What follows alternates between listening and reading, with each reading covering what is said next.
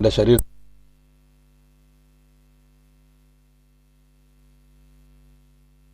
ഉണ്ടാകത്തില്ല,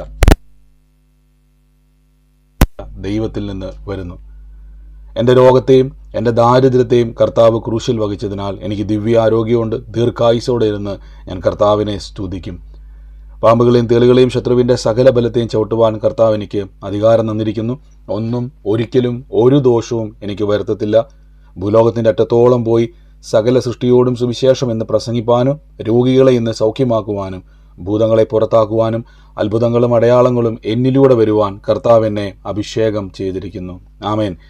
കർത്താവ് നമ്മളെ സകലത്തിലും സൂക്ഷിക്കുന്ന ദൈവമായല്ലോ. ദൈവത്തിൻ്റെ വലിയ കൃപ നമ്മുടെ കൂടെയുണ്ട്.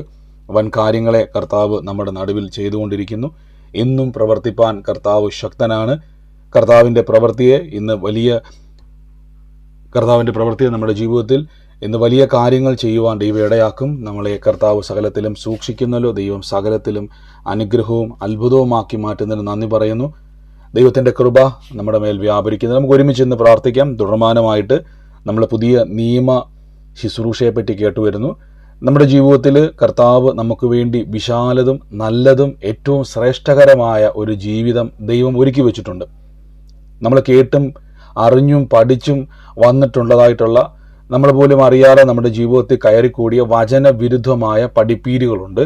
പലപ്പോഴും നമ്മൾ നിസ്സഹായരായി പോകുന്നതല്ല ദൈവത്തിൻ്റെ പദ്ധതി. ഞാൻ വീണ്ടും പറയുന്നു, ദൈവത്തിൻ്റെ പ്ലാൻ എന്ന് പറഞ്ഞാൽ നിങ്ങൾ നിസ്സഹായരായി നിൽക്കുന്നതല്ല. നിങ്ങൾ കർത്താവിൻ്റെ ജനമാണ്, ദൈവത്തിൻ്റെ സ്വന്തമാണ്, ദൈവത്തിൻ്റെ മക്കളാണ്. ഇത് നിങ്ങൾ മറന്നു പോകല്. ദൈവത്തിൻ്റെ മക്കൾ എങ്ങനെയായിരിക്കും ജീവിക്കേണ്ടത്? നിങ്ങൾ നോക്കിയാൽ മതി. ലോകത്തിൻ്റെതായ സിസ്റ്റത്തിൽ രാജാവിൻ്റെ മക്കൾ അല്ലെങ്കിൽ വലിയ വലിയ പ്രഭുക്കന്മാരുടെ മക്കൾ, അവരുടെ ലൈഫ് സ്റ്റൈലും ഒരു സാധാരണ കുടുംബത്തിൽ ജനിച്ചു വളർന്ന വ്യക്തിയുടെ ലൈഫ് സ്റ്റൈലും തമ്മിൽ വളരെ വ്യത്യാസമാണ്. അപ്പോൾ നിങ്ങൾ ചിന്തിക്കണം, നിങ്ങളെ ദൈവത്തിൻ്റെ മക്കളെന്നൊക്കെ ബൈബിൾ ചുമ്മാ വിളിക്കുന്നതാണോ? എത്ര പേർക്ക് ഉറപ്പുണ്ട് ദൈവത്തിൻ്റെ വചനം എന്നെ ദൈവമക്കളെന്ന് വിളിക്കുന്നത് ചുമ്മാ വിളിക്കുവല്ല? ഒന്ന് ശ്രദ്ധിച്ചോണം. ദൈവം ബൈബിൾ പറയുകയാണ്, നമ്മൾ ദൈവവചനം പറയുകയാണ് നമ്മൾ കൂലിക്കാരാണ്, ദാസന്മാരാണ്, അന്യരാണ്, പരദേശ എന്നൊക്കെ പറഞ്ഞാൽ നമുക്ക് വലിയ പ്രതീക്ഷയൊന്നും വെക്കാൻ പറ്റത്തില്ല. പക്ഷെ ദൈവവചനം എന്നെ മക്കൾ എന്ന് പറയുമ്പോൾ നിങ്ങൾ ശ്രദ്ധിച്ചിട്ടുണ്ട്, എന്തുകൊണ്ട് ദൈവമക്കളായി വിളിക്കപ്പെട്ട ഞാൻ ഇങ്ങനെ ജീവിക്കേണ്ട ആളാണോ?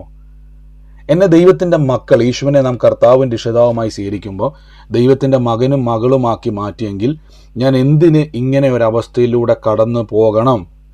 എന്തുകൊണ്ട് എനിക്കിങ്ങനെ ഒരു അവസ്ഥ വന്നു? എനിക്ക് എങ്ങനെ ഇതിൽ നിന്ന് പുറത്തു വരാൻ പറ്റും? ദൈവ മകനെ മകളെ പോലെ എനിക്ക് എങ്ങനെ മുന്നോട്ട് ജീവിക്കുവാൻ കഴിയും? ആ ഒരു പഠനമാണ് നമ്മൾ കർത്താവിൻ്റെ കൃപയിൽ മുന്നോട്ട് പോകുന്നത്. അതിന് നമ്മളെ സഹായിക്കുന്നതാണ് പുതിയ നിയമചിന്ത. ഞാൻ ഇന്നത്തെ അനുഗ്രഹത്തിനായിട്ട് തുടർച്ചയായിട്ട് നമ്മൾ കൊരിന്ത്യ ലേഖനം 12-ാം അധ്യായത്തിൽ നമ്മൾ കേട്ടുവരുന്നത്. അന്നതിൻ്റെ 26-ഉം 27-ഉം ഉള്ള വാക്യങ്ങൾ ഞാൻ നിങ്ങൾക്ക് മുമ്പാകെ ഇന്ന് വായിക്കാൻ വേണ്ടി പോവാണ്. നമ്മൾ തുടർച്ചയായിട്ടും ഈ വചനമാണ് കേട്ടുവരുന്നത്. അതുകൊണ്ട് തന്നെ കർത്താവ് തിരുവത്താഴത്തിൻ്റെ സമയത്ത് പറഞ്ഞ വാക്കുകൾ അവിടെ നമ്മൾ കേട്ടു. അവിടെ 26-ാം വാക്യത്തിൽ പറയുന്നു, അങ്ങനെ നിങ്ങൾ ഈ അപ്പം തിന്നുകയും പാനപാത്രം കുടിക്കുകയും ചെയ്യുമ്പോഴൊക്കെയും കർത്താവ് വരുവോളം കർത്താവിൻ്റെ മരണത്തെ പ്രസ്താവിക്കുന്നു. ഇവിടെ നിങ്ങൾ ശ്രദ്ധിച്ചോണം, എത്ര പേര് ഈ വചനം കേട്ടിട്ടുണ്ടെങ്കിൽ ഉണ്ടെന്ന് പറ, ഇല്ലെങ്കിൽ ഇല്ലെന്ന് പറഞ്ഞാൽ മതി. കേട്ടിട്ടുണ്ടോ നിങ്ങൾ ഈ വചനം? ഉണ്ട്. നമ്മള് ആലയങ്ങളിൽ പള്ളികളിലൊക്കെ ഏറ്റവും കൂടുതൽ കത്രുമേശയുടെ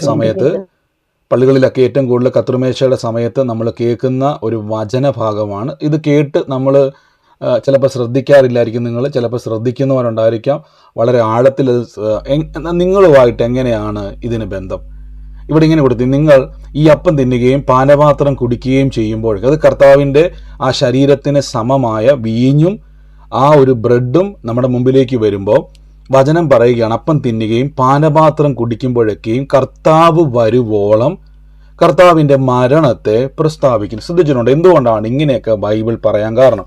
അടുത്ത വാക്യത്തിൽ പറയുന്നു, അയോഗ്യമായി അപ്പം തിന്നുകയും കർത്താവിൻ്റെ പാനപാത്രം കുടിക്കുകയും ചെയ്യുന്നവനെല്ലാം കർത്താവിൻ്റെ ശരീരം സംബന്ധിച്ച് കുറ്റക്കാരനാകുന്നു. മനുഷ്യൻ തന്നെത്താൻ ശോധന ചെയ്തിട്ട് വേണം ഈ അപ്പം തിന്നുകയും പാനപാത്രം കുടിക്കുകയും ചെയ്യുവാൻ.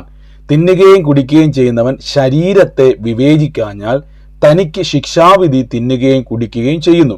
ഇത് ഹേതുവായി നിങ്ങളിൽ പലർ ബലഹീനരും രോഗികളും ആകുന്നു. അനേകർ നിദ്ര കൊള്ളുന്നു. എനിക്കറിയാം, ഒരു കാലഘട്ടത്തിൽ മുഴുവൻ നിങ്ങൾ കേട്ടിരിക്കുന്ന ഒരു വ്യാഖ്യാനം എന്ന് പറഞ്ഞാൽ നമ്മളെ ഭയപ്പെടുത്തുന്ന ഒരു വ്യാഖ്യാനമാണ്. 28, 29, 30 വാക്യം കേൾക്കുമ്പോഴൊക്കെ നമുക്കൊരു ഭയം ഉണ്ടാവും. ഞാൻ എപ്പോഴും നമ്മൾ ബൈബിള് വായിക്കുമ്പം ഒരു വചനഭാഗം കണ്ടു കഴിഞ്ഞാൽ ആ ഒരു വചനഭാഗത്തിൻ്റെ തുടക്കം എവിടെയോ കിടപ്പുണ്ട്. ഇതിൻ്റെ അവസാനം ചിലപ്പോൾ ആ ഒരു അധ്യായത്തിലായിരിക്കത്തില്ല, ആ ഒരു വാക്യത്തിലായിരിക്കത്തില്ല. ഇതിൻ്റെ അവസാനം മറ്റൊരു അധ്യായത്തിലായിരിക്കും, അല്ലെങ്കിൽ ഇതിനോടൊപ്പം തന്നെ കാണും. പൗലോസ് ലീഗ ഇത് തുടങ്ങുമ്പോൾ തന്നെ ആദ്യം നിങ്ങൾ ശ്രദ്ധിച്ചോണം, ഇവിടെ അപ്പോസ്തലനായ പൗലോസ് ലീഗ ഒരു ശകാരത്തോടു കൂടെയായിട്ടാണ് ഇവിടെ തുടങ്ങുന്നത്. നിങ്ങൾ ഈ 15-ാം അധ്യായം നമ്മൾ കഴിഞ്ഞ ദിവസം മുതൽ വായിച്ച് വന്ന സമയത്ത് ഓരോരോ കാര്യങ്ങൾ ഇങ്ങനെ പൗലോസ് ലീഗ പറഞ്ഞു വരുന്ന സമയത്ത് നിങ്ങൾ ശ്രദ്ധിച്ച് നോക്കിയാൽ മതി. നിങ്ങൾ ഓരോ കാര്യം നമ്മൾ ഇതിങ്ങനെ തുടങ്ങിയ സമയത്ത് തന്നെ ഈ 18-ാമത്തെ വാക്യം മുതൽ പറയും, ഒന്നാമത് നിങ്ങൾ സഭ കൂടി വരുമ്പോൾ നിങ്ങളുടെ ഇടയിൽ ഭിന്നതയുണ്ട്. ഇപ്പോൾ ഇവിടെ മുതൽ നോക്കിയോണം, ഇവിടെ മുതലാണ് തുടങ്ങുന്നത്. നിങ്ങളുടെ ഇടയിൽ ഭിന്നതയുണ്ടെന്ന് ഞാൻ കേൾക്കുന്നു, ഏതാനും വിശ്വസിക്കുകയും ചെയ്യുന്നു. നിങ്ങളിൽ കൊള്ളാവുന്നവൻ തെളിവാകണം, നിങ്ങളുടെ ഇടയിൽ ഭിന്നപക്ഷം ഉണ്ടാകുന്നു. നിങ്ങൾ കൂടി വരുമ്പോൾ കർത്താവിൻ്റെ അത്താഴമല്ല കഴിക്കുന്നത്, ഭക്ഷണം കഴിക്കുകയിൽ ഓരോരുത്തൻ താൻ്റെ അത്താഴം മുമ്പേ കഴിക്കുന്നു. അങ്ങനെ ഒരുവൻ വിശന്നു, മറ്റൊരുത്തൻ ലഹരി പിടിച്ചും ഇരിക്കുന്നു. തിന്നുവാനും കുടിക്കുവാനും നിങ്ങൾക്ക് വീടുകളില്ലയോ? ദൈവത്തിൻ്റെ സഭയെ നിങ്ങൾ തുച്ഛീകരിച്ച് ഇല്ലാത്തവനെ ലജ്ജിപ്പിക്കുന്നുവോ? നിങ്ങളോട് എന്തു പറയുന്നു എന്ന് പറയുന്നു. എന്നിട്ട് 23-ാം വാക്യത്തിൽ പറയുകയാണ്, ഞാൻ കർത്താവിൽ നിന്നും പ്രാപിക്കും. നമ്മൾ നോക്കിയേ, തിന്നുകയും കുടിക്കുകയും ചെയ്യുന്നവൻ വീടുകളില്ലയോ എന്ന് പറഞ്ഞിട്ട് തൊട്ട് താഴെ പറയുകയാണ്, ഞാൻ കർത്താവിൽ നിന്ന് പ്രാപിക്കുക, നിങ്ങൾക്ക് ഏൽപ്പിച്ചു തരികയെന്നാൽ കർത്താവ് യേശുവിനെ കാണിച്ചു കൊടുത്തരാ. അപ്പോൾ ഇവിടെ മുതൽ ശ്രദ്ധിച്ചു നോക്കിയേ, പൗലോസ് ലീഗ ഒരു വലിയൊരു കാര്യം പറഞ്ഞു വന്നതിൻ്റെ തുടർച്ചയാണ് ഇവിടെ മുതൽ നമ്മൾ ഈ ഒരു വാക്യം മാത്രം എടുത്തിട്ടാണ്. ഞാൻ വേഗത്തിൽ ആ പശ്ചാത്തലം ഒന്ന് പറയാം. അന്നത്തെ കാലഘട്ടത്തിൽ സഭ കൂടി വരുന്ന സമയത്ത് നമ്മൾ ഈ പറഞ്ഞതുപോലെ കത്രുമേശ, വീഞ്ഞും അപ്പവും കർത്താവിൻ്റെ ശരീരത്തിന് സമാനമായി കൊണ്ടുവരുമ്പോൾ ചില ആളുകൾ വീട്ടിൽ നിന്ന് ആഹാരമൊക്കെ പൊതിഞ്ഞുകൊണ്ട് വന്നിട്ട്, അതാണ് പൗലോസ് ലീഗ പറഞ്ഞേക്കുന്നത്, ചില ആളുകൾ എന്ത് ചെയ്യുന്നുണ്ട്, സഭയ്ക്കകത്തിരുന്നു കൊണ്ട്, നിങ്ങൾ ഈ വാക്യം നോക്കിയാൽ മതി, ഒന്നാമത് നിങ്ങൾ സഭ കൂടി വരുമ്പോൾ നിങ്ങളുടെ ഇടയിൽ ഭിന്നതയുണ്ടെന്ന് ഞാൻ കേൾക്കുന്നു, ഏതാനും വിശ്വസിക്കുകയും ചെയ്യുന്നു. നിങ്ങളിൽ കൊള്ളാവുന്നവൻ വെളിവാകേണ്ടത്, നിങ്ങളുടെ ഇടയിൽ ഭിന്നപക്ഷമുണ്ട്. നിങ്ങൾ കൂടി വരുമ്പോൾ കർത്താവിൻ്റെ അത്താഴമല്ല കഴിക്കുന്നത്, ഭക്ഷണം കഴിക്കുകയിൽ ഓരോരുത്തൻ താൻ്റെ അത്താഴം മുമ്പേ കഴിക്കുന്നു. അങ്ങനെ ഒരുവൻ വിശന്നും മറ്റൊരുത്തൻ ലഹരി പിടിച്ചു. അപ്പം സഭയ്ക്കകത്ത് വന്നിട്ട് വീഞ്ഞു കുടിച്ചു മത്ത് പിടിച്ചിരിക്കുന്ന ആൾക്കാർ ഒരു വശത്തിരിക്കുന്നു, ആഹാരം കഴിക്കുന്ന ആൾക്കാർ ഒരു വശത്തിരിക്കുന്നു. അടുത്ത വാക്യത്തിൽ പൗലോസ് ലീഗ പറയുന്നത്, തിന്നുവാനും കുടിക്കുവാനും, അതായത് തിന്നാനും കുടിക്കാനും സഭയിൽ വന്നിട്ട്, പള്ളിക്കകത്ത് വന്നിട്ട് അവിടെ ഇരുന്നുകൊണ്ട് പ്രാർത്ഥന നടക്കുന്ന സമയത്ത് ആഹാരം കഴിച്ചുകൊണ്ടിരുന്നാൽ എങ്ങനെയിരിക്കും? അപ്പൊ തിന്നുവാനും കുടിക്കുവാനും നിങ്ങൾക്ക് വീടില്ലയോ? വീട്ടിൽ ഇരുന്ന് കഴിക്കേണ്ട ആഹാരം പള്ളിക്കകത്ത് വന്നിട്ട്, സഭയ്ക്കകത്ത് വന്നിട്ട് കത്രുമേശയും വചന ശുശ്രൂഷ നടക്കുന്ന സമയത്ത് ഇവരിങ്ങനെ വീഞ്ഞെല്ലാം കുടിച്ച് ആഹാരമെല്ലാം കഴിച്ചിരിക്കുമ്പോൾ പൗലോസ് ചോദിക്കുകയാണ്, തിന്നാനും കുടിപ്പാനും നിങ്ങൾക്ക് വീടുകളില്ലയോ? ദൈവത്തിൻ്റെ സഭയെ നിങ്ങൾ തുച്ഛീകരിക്കുന്നുവോ? ഇല്ലാത്തവനെ ലജ്ജിപ്പിക്കുന്നു. അപ്പോൾ ആഹാരം കഴിക്കാനില്ലാത്തവൻ ഇങ്ങനെ കഴിക്കുന്നവനെ നോക്കി വെള്ളം ഇറക്കിക്കൊണ്ടിരിക്കുക. അവസ്ഥ എന്നാലോചിച്ച് നോക്കി, നിങ്ങളോട് എന്തു പറയുണ്ടു? നിങ്ങളെ പുകഴ്ത്തുകയോ? ഇതിൽ ഞാൻ നിങ്ങളെ പുകഴ്ത്തുന്നില്ല. എന്നിട്ട് പറയുകയാണ്, ഞാൻ കർത്താവിൽ നിന്ന് പ്രാപിക്കുകയും നിങ്ങൾക്ക് ഏൽപ്പിച്ച് തരികയും ചെയ്തെന്നാൽ കർത്താവിനെ കാണിച്ചു കൊടുത്ത രാത്രി ഞാൻ അപ്പം എടുത്ത് സ്തോത്രം ചൊല്ലി നുറുക്കി. അതായത് ആ സമയത്ത് ആളുകൾ കത്രുമേശ വരുന്ന സമയത്ത് കുറേ പേര് വീഞ്ഞു കുടിച്ചിട്ട് എന്ത് ചെയ്യുകയാണ്, ആ കൂട്ടത്തിൽ ഈ ഒരു സ്തോത്രകാഴ്ച അല്ലെങ്കിൽ ഈ ഒരു കത്രുമേശയുടെ അപ്പം എടുത്ത് കക്ഷിക്കുകയും വീഞ്ഞു കുടിക്കുകയും ചെയ്യുന്നു. കുറേ പേര് ആഹാരം കഴിച്ചുകൊണ്ടിരിക്കുന്ന കൂട്ടത്തിൽ എന്ത് ചെയ്യുന്നു, ഇതെടുത്ത് കഴിക്കുന്നു. കുറേ പേര് വിശന്നിരുന്നുകൊണ്ട് മറ്റു ആൾക്കാർ കഴിക്കുന്നു നോക്കിക്കൊണ്ടിരുന്നുകൊണ്ട് തിന്നുന്നു. കുറേ പേര് അവിടെ ഇരുന്നുകൊണ്ട് കുറ്റം പറഞ്ഞുകൊണ്ടിരിക്കുന്നു. ഇങ്ങനെ മൊത്തം കുഴഞ്ഞു മറിഞ്ഞു കിടക്കുന്ന സമയത്ത് പൗലോസ് ലീഗ പറയുകയാണ്, ഈ കൊണ്ടുവരുന്ന വീഞ്ഞും അപ്പവും യേശുവിൻ്റെ മരണത്തെ നമ്മുടെ മുമ്പിൽ കാണിക്കുന്നതാണ്. അതായത് ഇതിനെ ചെറുതായി കാണിക്കരുത്, ഈ ശരീരത്തെ നാം വിവേചിക്കണം. ഇപ്പം മനസ്സിലായോ? നമ്മൾ പഠിച്ചേക്കുന്ന മുഴുവൻ നമ്മളെ എന്ത് ചെയ്യണം? അല്ല, നിങ്ങൾ അവിടെ ഇരിക്കുന്ന ആൾക്കാരെ പഠിച്ചു നോക്കിയേ. വീഞ്ഞ് കുടിച്ച് മത്ത് പിടിച്ചിരിക്കുന്നവനെ സംബന്ധിച്ചിടത്തോളം ഈ കത്രുമേശയ്ക്ക് സമമായിട്ട് വരുന്ന വീഞ്ഞ് പുള്ളി ഓർക്കുന്നത്, പുള്ളി എടുത്ത് എന്ത് ചെയ്യുക? കുടിക്കുക. എന്നിട്ട് ഈ 24-ാമത്തെ വാക്യം മുതൽ വായിച്ചു നോക്കി, ഇത് നിങ്ങൾക്ക് വേണ്ടിയുള്ള എൻ്റെ ശരീരം, എൻ്റെ ഓർമ്മയ്ക്കായി ഇത് ചെയ്യുവിൻ. അവനെ തന്നെ അത്തരം കഴിഞ്ഞ ശേഷം പാനപാത്രം എടുത്തതിൻ്റെ രക്തത്തിൽ പുതിയ നിയമമാകുന്നു എന്ന് പറഞ്ഞിട്ട്, അങ്ങനെ നിങ്ങൾ ഈ അപ്പം തിന്നുകയും ഈ പാനപാത്രം കുടിക്കുകയും ചെയ്യുമ്പോഴൊക്കെയും കർത്താവ് വരുവോളം കർത്താവിൻ്റെ മരണത്തെ പ്രസ്താവിക്കുന്നു. ഇനി ശ്രദ്ധിച്ചോണം, അതുകൊണ്ട് അയോഗ്യമായി അപ്പം തിന്നുകയോ. അപ്പൊ അയോഗ്യമായി എന്ന് പറഞ്ഞാൽ അതിന് ശ്രദ്ധിച്ചോണം, അയോഗ്യമായി. അപ്പൊ ഇവിടെ കുറെ ആളുകൾ എന്ത് ചെയ്യുവാണ്? അയോഗ്യമായി, യോഗ്യതയില്ലാതെ എന്ന ആശയമല്ല, അയോഗ്യത എന്ന് പറഞ്ഞ് നിങ്ങൾക്ക് ആദ്യം മനസ്സിലായില്ല. കുറെ പേര് വീഞ്ഞു കുടിച്ച് മത്ത് പിടിച്ചിരിക്കുന്നവരുടെ മുമ്പിലോട്ട് ഇത് വരുമ്പോൾ അവരെടുത്ത് കുടിക്കുക. കുറെ പേര് ആഹാരം കഴിച്ചുകൊണ്ടിരിക്കുന്ന വഴിക്ക് ഈ കത്രുമേശ വരുമ്പോൾ അതും എടുത്ത് ഭക്ഷിക്കുക. അപ്പൊ അവരോട് പറയുകയാണ്, നിങ്ങൾ ഈ അയോഗ്യമായ രീതിയിലാണോ ഇത് കഴിക്കുന്നത്? നിങ്ങൾക്ക് മനസ്സിലാകുന്നുണ്ടോ? നിങ്ങളുടെ നിത്യരക്ഷയ്ക്കും നിത്യജീവനും എല്ലാത്തിനും വേണ്ടി തകർക്കപ്പെട്ട യേശുവിന്റെ ശരീരത്തിന്റെ ഓർമ്മയാണ് നിങ്ങളുടെ മുമ്പിലേക്ക് വരുന്നത്. അതിനെ എന്ത് ചെയ്യുക? കളിയാക്കുന്നത് പോലെ എന്ത് ചെയ്യുക? അവരിത് കാണിക്കുക. അതുകൊണ്ട് പൗലോസ്ലീഹ ചോദിക്കുകയാണ്, അയോഗ്യമായി അപ്പം തിന്നുകയും കർത്താവിന്റെ പാനപാത്രം കുടിക്കുകയും ചെയ്യുന്നവൻ കർത്താവിന്റെ ശരീരവും രക്തവും സംബന്ധിച്ച് കുറ്റക്കാരനാകുന്നു. അതിന്റെ അർത്ഥം ഞാൻ എന്ത് ചെയ്യുകയാണ്? കളിയാക്കുവാണ്. അപ്പൊ മറ്റൊരാൾ കാണുമ്പം അവിടുത്തെ അയൽവക്കംകാരൻ അവിടെ പ്രാർത്ഥനയ്ക്ക് വരുമ്പോൾ അവൻ നോക്കുമ്പോൾ എന്തുവാണ്? അച്ചായം വീഞ്ഞു കുടിച്ച് മത്ത് പിടിച്ചിരുന്നിട്ട് എന്ത് ചെയ്യുവാണ്? കത്രുമേശ എടുക്കുന്നു. 28-ാമത്തെ വാക്യത്തിൽ പറയുന്നു, മനുഷ്യൻ തന്നെത്താൻ ശോധന ചെയ്തിട്ട് വേണം ഈ അപ്പം തിന്നുകയും പാനപാത്രം കുടിക്കുകയും ചെയ്യാൻ. അപ്പൊ എങ്ങനെയാണ് ഈ ശോധന ചെയ്യുക എന്ന് പറഞ്ഞാൽ? ശോധന ചെയ്യുക, തന്നെത്താൻ ശോധന ചെയ്യണം. അപ്പൊ നമ്മൾ ചിന്തിക്കുന്ന പറഞ്ഞാൽ നമ്മളോട് പോയിട്ട്, കർത്താവ് എനിക്ക് ഇതിനകത്ത് വലിയ കുറവുണ്ട്, കർത്താവ് ഞാൻ ഇതിലൊക്കെ യോഗ്യനല്ല, കർത്താവ് ഞാൻ ഈ അപ്പവും വീഞ്ഞും കുടിക്കാൻ യോഗ്യതയില്ല. ഇതല്ല അവിടെ പറയുന്നത്.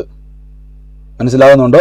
ഇതല്ല പൗലോസ്ലീഹ പറഞ്ഞത്. ശോധന ചെയ്യുക എന്ന് പറഞ്ഞാൽ തന്നെ ശോധന ചെയ്തിട്ട് വേണം ഇത് കഴിക്കാൻ. അതിന്റെ അർത്ഥം ഇത് കാണുന്ന സമയത്ത് നിങ്ങളുടെ മനസ്സിലേക്ക് വരേണ്ടത്, ഞാൻ യോഗ്യനല്ലായിരുന്നു, ഈ ശരീരം എനിക്ക് വേണ്ടി തകർക്കപ്പെട്ടത് നിമിത്തം എനിക്ക് ദൈവത്തെ പിതാവേ എന്ന് വിളിക്കാൻ പറ്റി. യേശുവിന്റെ രക്തം ഭൂമിയിൽ ചിന്തിയത് നിമിത്തം എനിക്ക് പാപമോചനം ലഭിച്ചു.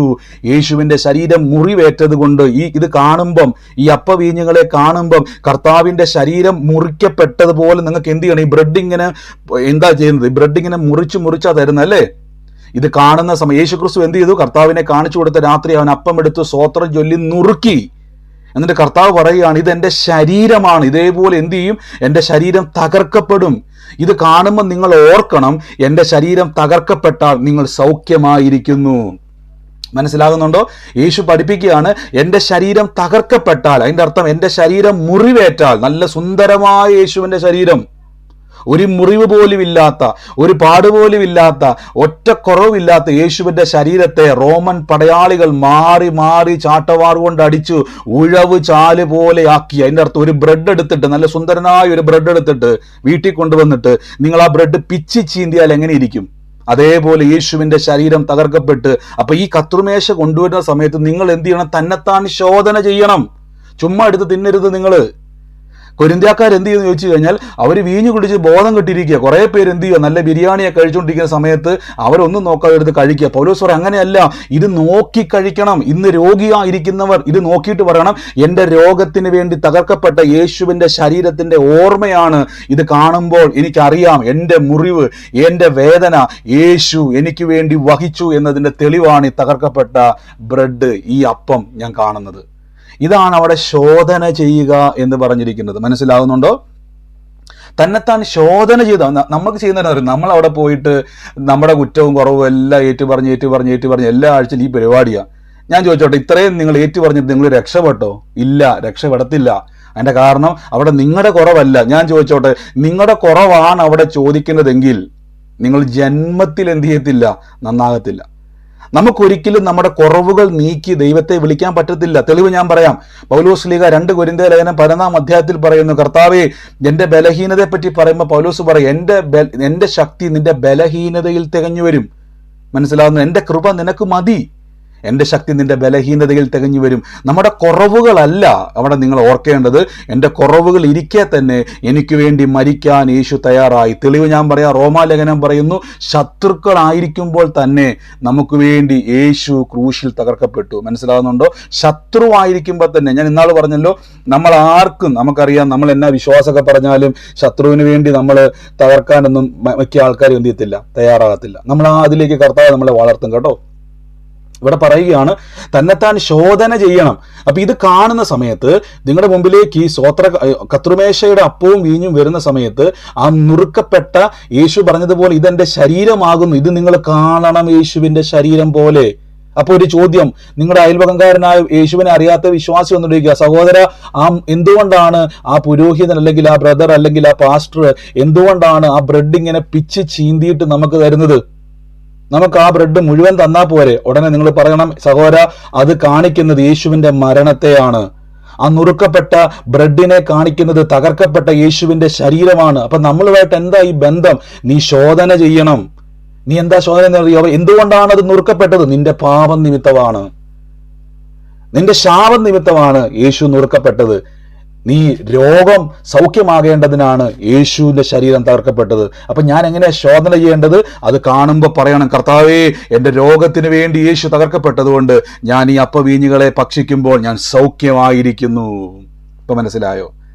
ഇനി 28-ാമത്തെ വാക്യത്തിൽ പറയുന്നു, മനുഷ്യൻ തന്നെത്താൻ ശോധന ചെയ്തിട്ട് വേണം ഈ അപ്പവും വീഞ്ഞും പാനപാത്രം കുടിക്കുകയും ചെയ്യാൻ. എന്നിട്ട് അടുത്ത വാക്യത്തിൽ പറയുന്നു, തിന്നുകയും കുടിക്കുകയും ചെയ്യുന്നവൻ ശരീരത്തെ വിവേചിക്കാഞ്ഞാൽ തനിക്ക് ഞാൻ ശിക്ഷാവിധിയെ തിന്നുകയും കുടിക്കുകയും ചെയ്യുന്നു. അപ്പൊ ഞാൻ എപ്പോഴും പറയാറുണ്ട്, ഇവിടെ വിവേചിക്കുക എന്ന് പറഞ്ഞാൽ നമ്മുടെ ശരീരത്തെ അല്ല.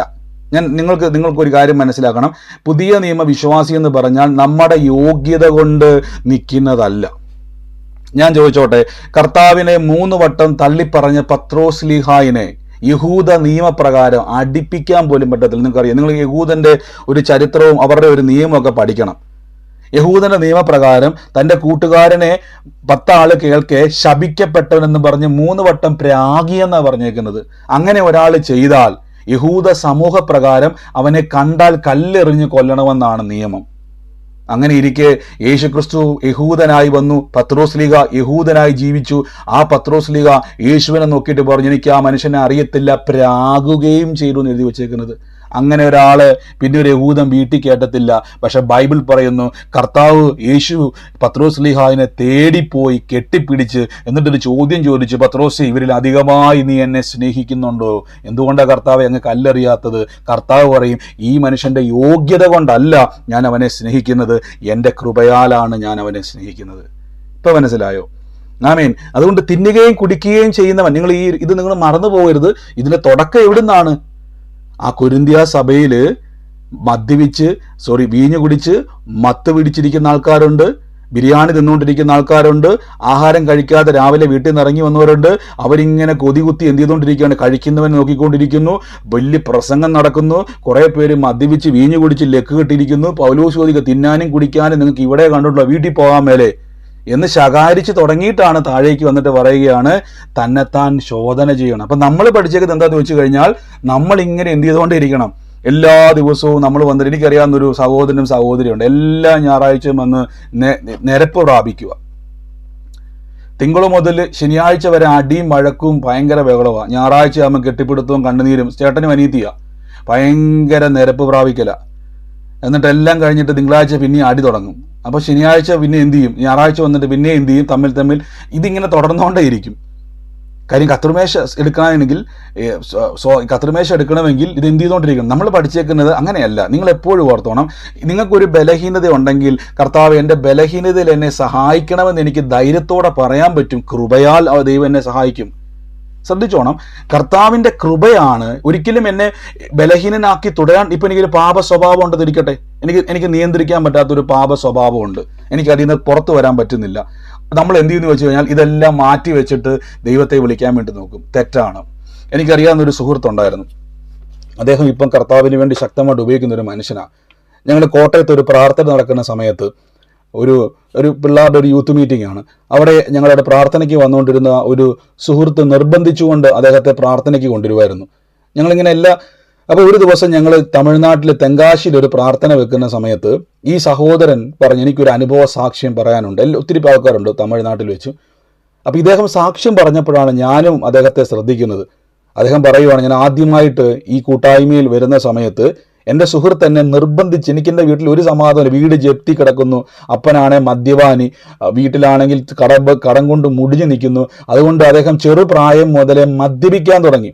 കാര്യം ഇനി ഒരു പ്രതീക്ഷയില്ല, മദ്യപാനത്തിൻ്റെ വലിയ തകർച്ചയിലൂടെ കടന്നു പോവുക. അങ്ങനെ മദ്യപിച്ചിരിക്കുന്ന സമയത്താണ് കൂട്ടുകാരൻ പറഞ്ഞു, നീ വാ, ഒരു പ്രാർത്ഥനയുണ്ട്, നമുക്ക് കൂടെ പോകാമെന്ന് പറഞ്ഞു. ഇദ്ദേഹം പറഞ്ഞു, ഇല്ല, ഞാൻ മദ്യപിച്ചിട്ടുണ്ട്, നീ കുഴപ്പമില്ല, നീ ഒന്നും മിണ്ടണ്ട, പുറകെ വന്നിരുന്നാമോ എന്ന് പറഞ്ഞു. ഇദ്ദേഹം മനസ്സില്ലാ മനസ്സോടെ പുറകെ വന്നിരുന്നു. 2-ാം പ്രാവശ്യവും ഇദ്ദേഹം മദ്യപിച്ച വന്നത്. പക്ഷെ 3-ാം പ്രാവശ്യം ഇദ്ദേഹത്തെ കയറി കർത്താവ് തൊട്ടു. മനസ്സിലാകുന്നുണ്ടോ? അവൻ മദ്യപിച്ച് വന്നവന് പിന്നെ മദ്യപിക്കാൻ പറ്റുന്നില്ല. അവൻ യേശുവിനെ കൂടാതെ പിന്നെ ജീവിക്കാൻ പറ്റുന്നില്ല. യേശു ഒരു ലഹരിയായി മാറാൻ തുടങ്ങി. പിന്നെ യേശുവിനെ പറ്റി കേൾക്കാൻ ടെൻഡൻസി ഉണ്ടായി. യേശുവിനെ കൂടുതൽ രുചിക്കുവാൻ ടെൻഡൻസി ഉണ്ടായി. അങ്ങനെ മാനസാന്തരപ്പെട്ടു. അദ്ദേഹത്തിൻ്റെ ജീവിതം വലിയൊരു സാക്ഷ്യം തന്നെയായിരുന്നത്. ഞാൻ പിന്നീട് ഒരു ദിവസം പറയാം. വലിയ സാക്ഷി. അദ്ദേഹത്തിൻ്റെ തകർന്ന കുടുംബത്തെ കർത്താവ് പണിതെടുത്തു. മദ്യപാനം മാറി, കുടുംബം രക്ഷപ്പെട്ടു. സ്വന്തമായിട്ട് ഭവനമില്ലാത്ത മനുഷ്യനായിരുന്നു. എല്ലാം നഷ്ടപ്പെട്ട മനുഷ്യനായിരുന്നു. പക്ഷെ ദൈവത്താൽ അനുഗ്രഹിക്കപ്പെട്ട് വലിയൊരു സാക്ഷ്യമായിട്ട് അദ്ദേഹം മാറി. ഒന്ന് ആലോചിച്ച് നോക്കി. അദ്ദേഹം കുറവെല്ലാം നികത്തിയിട്ട് വരാൻ നോക്കുമായിരുന്നെങ്കിൽ നടക്കത്തില്ല. പക്ഷെ കർത്താവിൻ്റെ സന്നിധിയിലേക്ക് വരുമ്പോൾ കർത്താവ് എന്ത് ചെയ്യുന്നറിയാവോ? തൻ്റെ കൃപയാൽ നമ്മുടെ ബലഹീനതകളെ സഹായിക്കാൻ കഴിയുന്നയാളാണ്. നമുക്കൊരു പാപ സ്വഭാവം ഉണ്ടെങ്കിൽ പ്രാർത്ഥിക്കണം, കർത്താവേ എനിക്കിതിൽ നിന്ന് പുറത്തു വരാൻ എന്നെ സഹായിക്കണം. എനിക്കൊരു ബലഹീനത ഉണ്ടെങ്കിൽ ഈ ശരീരം ഈ കത്രിമേശ വരുമ്പോൾ നിങ്ങൾ ഇതാ വിവേചിക്കേണ്ടത്. ആരെ വിവേചിക്കേണ്ടത്? തന്നെത്താൻ ശോധന ചെയ്യണം. ഈ അപ്പം തിന്നുകയും പാനപാത്രം കുടിക്കുകയും ചെയ്യുമ്പോൾ തന്നെത്താൻ നമ്മളെ തന്നെ ഒന്ന് പരിശോധിക്കണം. ഞാൻ ചോദിച്ചോട്ടെ, ഈ കർത്താവിൻ്റെ സന്നിധിയിൽ വരാൻ യോഗ്യതയുള്ള ആരെങ്കിലും ഈ കൂട്ടത്തിലുണ്ടോ? യേശുവിൻ്റെ അടുക്കൽ പോയി നിൽക്കാൻ യോഗ്യതയുള്ള ആരെങ്കിലും നമ്മുടെ കൂട്ടത്തിലുണ്ടോ? ഉണ്ടോ? അപ്പോസ്തലനായ പൗലോസ് ലീഗ പോലും പറഞ്ഞൊരു കാര്യമുണ്ട്, ഞാൻ പാപികളിൽ ഒന്നാമനാ. കർത്താവ് പടക് നിറച്ചു വന്നപ്പോൾ പത്രോസ് ലീഗ പറഞ്ഞു, കർത്താവെ ഞാൻ പാപിയായ മനുഷ്യൻ, എന്നെ വിട്ട് പോകണം. ഒന്ന് ആലോചിച്ച് നോക്കിയോ, അവരെക്കാളൊന്നും ശ്രേഷ്ഠന്മാരല്ലല്ലോ നമ്മൾ. നമുക്ക് ഒരു യോഗ്യതയില്ല. യേശുവിനെ സ്വീകരിക്കാൻ നമുക്ക് ഒരു യോഗ്യതയില്ല. പക്ഷേ എനിക്ക് കർത്താവിൻ്റെ വചനം പറഞ്ഞു, ശത്രുക്കളായിരിക്കുമ്പോൾ തന്നെ യേശു നമുക്ക് വേണ്ടി മരിച്ചു. യേശു നമുക്ക് വേണ്ടി, നമ്മൾ നല്ലവരായിരുന്നപ്പോഴല്ല. റോമലേഖനം പറയുന്നു, നീതിമാന് വേണ്ടി മരിക്കാൻ ആരെങ്കിലും തയ്യാറായേക്കാം. പക്ഷേ ഗുണമില്ലാത്ത എനിക്ക് വേണ്ടി, ഒരു പ്രയോജനമില്ലാത്ത എനിക്ക് വേണ്ടി യേശു ക്രൂശിൽ മരിച്ചത് ഒന്ന് ആലോചിച്ച് നിങ്ങളൊന്ന് ചോദിച്ചു നോക്കി. നമ്മളോട് ചോദിച്ചിട്ടാണോ യേശു നമുക്ക് വേണ്ടി മരിച്ചത്? നമ്മളോട് ചോദിച്ചിട്ടാണോ കർത്താവ് ക്രൂശിൽ അടിയേറ്റത്? നമുക്ക് വേണ്ടി എന്ന് പറയുമ്പോൾ എന്നോട് ഇതുവരെ യേശു വെച്ചേ, ഞാൻ നിനക്ക് വേണ്ടി മുറി വെക്കാൻ വേണ്ടി പോവാ കേട്ടോ, ഇതെല്ലാം നിനക്ക് വേണ്ടിയാന്ന് നീ എന്തോരം. കർത്താവ് ഒരു ഡിമാൻഡും ചെയ്തില്ലല്ലോ. അതുകൊണ്ടാണ് വചനം തന്നെത്താൻ ശോധന ചെയ്യണം നമ്മളെ തന്നെ. എനിക്ക് എന്ത് യോഗ്യതയാണ് ഉള്ളത് കർത്താവ്? അങ്ങയുടെ കൃപയാണ്. എന്നിട്ട് 29-ാം വാക്യത്തിൽ പറയുകയാണ്, തിന്നുകയും കുടിക്കുകയും ചെയ്യുന്നവൻ ശരീരത്തെ വിവേചിക്കാഞ്ഞാൽ. ഇവിടെയൊക്കെ നമ്മൾ ഒത്തിരി ഭയപ്പെടുത്തുന്നൊരു വാക്കാണ്, തിന്നുകയും കുടിക്കുകയും ചെയ്യുന്നവൻ ശരീരത്തെ. നിങ്ങളിത് മറക്കുന്നു പോകരുത്. നമ്മൾ എവിടെയാ തുടങ്ങിയത്? വീഞ്ഞു കുടിച്ച് മത്ത് പിടിച്ചിരിക്കുന്ന ഒരു കൂട്ടർ അവിടെയുണ്ട്. അയോഗ്യമായി സഭയ്ക്കകത്ത് വന്നുകൊണ്ട് തിന്നു കുടിച്ചിരിക്കുന്ന കുറേ പേരുണ്ട്. കുറ്റം പറയുന്ന കുറേ പേരുണ്ട്. അവർക്കിതൊക്കെ ചുമ്മാ എന്റർടൈൻമെന്റാ. അവരെല്ലാം നോക്കിയിട്ട് പൗലോസ് ലീഗ പറയുകയാണ്, തിന്നുകയും കുടിക്കുകയും ചെയ്യുന്നവൻ ശരീരത്തെ. നിങ്ങൾ ആ പ്രസംഗം ശ്രദ്ധിച്ചു നോക്കിയേ. പൗലോസ് ലീഗ ആ പുൽപ്പിറ്റിൽ നിന്നുകൊണ്ട് പ്രസംഗിക്കുക. മുമ്പിലിരിക്കുന്ന കുറെ ആൾക്കാർ ബിരിയാണിയൊക്കെ കഴിച്ചുകൊണ്ടിരിക്കുന്ന കുറെ പേര് വീഞ്ഞു കുടിച്ച് ബോധം കെട്ടി കിടക്കുന്നു. ഇവരെല്ലാം നോക്കിയിട്ട് നല്ലവരും ആ കൂട്ടത്തിലുണ്ട്, നല്ല വിശ്വാസിയും ഉണ്ട് ആ കൂട്ടത്തിൽ. ഇവരെല്ലാം കേൾക്കെ പൗലോസ് പറയുകയാണ്, തിന്നുകയും കുടിക്കുകയും ചെയ്യുന്നവൻ ശരീരത്തെ വിവേചിക്കാഞ്ഞാൽ തനിക്ക് തന്നെ ശിക്ഷാവിധി വരുന്നു. അപ്പൊ ഞാൻ വേറൊരു വാക്യം കാണിക്കും, നിങ്ങൾക്ക് മനസ്സിലാകും. നമുക്കറിയാവുന്ന വാക്യമാണ്. മർക്കോസിന്റെ സുവിശേഷത്തിലേക്ക് വേഗത്തിൽ കൊണ്ടുപോകാം. എന്താണ് ഈ ശരീരം എന്ന് പറഞ്ഞിരിക്കുന്നത് നമുക്കൊന്ന് കാണാം. മർക്കോസിന്റെ സുവിശേഷം 16-ാം അധ്യായത്തിന്റെ 16 മുതലുള്ള വാക്യങ്ങൾ നമ്മൾ എപ്പോഴും പറയുന്നൊരു വാക്കാണ്. ഏറ്റവും ഒടുവിലത്തെ ആ വാക്യത്തിലേക്ക് ഞാൻ നിങ്ങളെ ഒന്ന് കൊണ്ടുപോകാം. ഈ 16 മുതൽ നിങ്ങൾക്കത് കാണാൻ പറ്റുന്നുണ്ടെന്ന് ഞാൻ യേശു ക്രിസ്തുവിൽ വിശ്വസിക്കുന്നു. ഇവിടെ കൊടുത്തേക്കാണ്, വിശ്വസിക്കുകയും സ്നാനമേൽക്കുകയും ചെയ്യുന്നവൻ രക്ഷിക്കപ്പെടും, വിശ്വസിക്കാത്തവൻ ശിക്ഷാവിധിയിൽ അകപ്പെടും. ശ്രദ്ധിച്ചോണം, നിങ്ങൾ ഭൂലോകത്തിനടുത്തോളം പോയി സകല സൃഷ്ടിയോട് സുവിശേഷം പ്രസംഗിക്കണം. വിശ്വസിക്കുകയും സ്നാനമേൽക്കുകയും ചെയ്യുന്നവൻ രക്ഷിക്കപ്പെടും, വിശ്വസിക്കാത്തവന് ശിക്ഷയുണ്ട്. ഇവിടെ പറയുകയാണ്, തിന്നുകയും കുടിക്കുകയും ചെയ്യുന്നവൻ ശരീരത്തെ വിവേചിക്കാഞ്ഞാൽ നിങ്ങൾക്ക് എന്തുണ്ട്? ശിക്ഷാവിധിയുണ്ട്. 29-ാം വാക്യം നോക്കിയ ശിക്ഷാവിധി ആർക്കാ വരുന്നത്? ശരീരത്തെ വിവേചിക്കാത്തവൻ. റോമാലേഖനത്തിൽ പറയുന്നു, വിശ്വസിക്കാത്തവർക്ക് ശിക്ഷാവിധിയുണ്ട്. അപ്പൊ എന്താ ചെയ്യേണ്ടത്? യേശുവിന്റെ ശരീരത്തെ ഞാൻ എന്ത് ചെയ്യണം? വിവേചിക്കണം. എങ്ങനെ വിവേചിക്കേണ്ടത്? കർത്താവിൽ എനിക്ക് ശിക്ഷാവിധി അല്ല ഉള്ളത്, യേശു എൻ്റെ പാപത്തെ മോചിപ്പിച്ചു. നിങ്ങൾ ഈ കത്രിമേശ വരുന്ന സമയത്ത് നിങ്ങളുടെ മനസ്സിലേക്ക് വരേണ്ടത് എന്നാന്ന് ചോദിച്ചാൽ, എൻ്റെ ശിക്ഷയെ യേശു വഹിച്ചു. ഞാൻ നരകത്തിൽ പോയി, കർത്താവ് ഒരു ധനവാന്റെ ഉപമ പറയുന്നുണ്ടല്ലോ, ഒരു തുള്ളി വെള്ളത്തിന് വേണ്ടി യാചിക്കുന്ന ധനവാന്റെ ഗതികേട് വരാതിരിക്കാൻ യേശു എനിക്ക് വേണ്ടി എൻ്റെ നിത്യ നരകത്തെ മാറ്റി എനിക്ക് നിത്യജീവനെ തന്നു. അതുകൊണ്ട് അവർ ഈ ശരീരത്തെ എന്ത് ചെയ്യണം? വിവേചിക്കണം. യേശുവിൻ്റെ ശരീരയാഗം, ക്രൂശിലെ മരണമാണ് എന്നെ രക്ഷയിലേക്ക് കൊണ്ടുവന്നത്. ഈ ദിവസങ്ങളിൽ തകർച്ചയിലൂടെ കടന്നു പോകുന്ന ആരെങ്കിലും ഉണ്ടെങ്കിൽ നിങ്ങൾ കർത്താവിൻ്റെ ശരീരത്തെ ഒന്ന് വിവേചിക്കുക. എൻ്റെ തകർച്ച യേശു മാറ്റിയിരിക്കുന്നു. എങ്ങനെ മാറ്റിയിരിക്കുന്നു? തൻ്റെ ക്രൂശിലൂടെ മാറ്റിയിരിക്കുന്നു. ആമേൻ. തൻ്റെ ക്രൂശിലൂടെ ദൈവം എന്ത് ചെയ്തിരിക്കുന്നു? എൻ്റെ തകർച്ചകളെ കർത്താവ് മാറ്റിയിരിക്കുന്നു. ആമേൻ, ഹല്ലേലൂയ.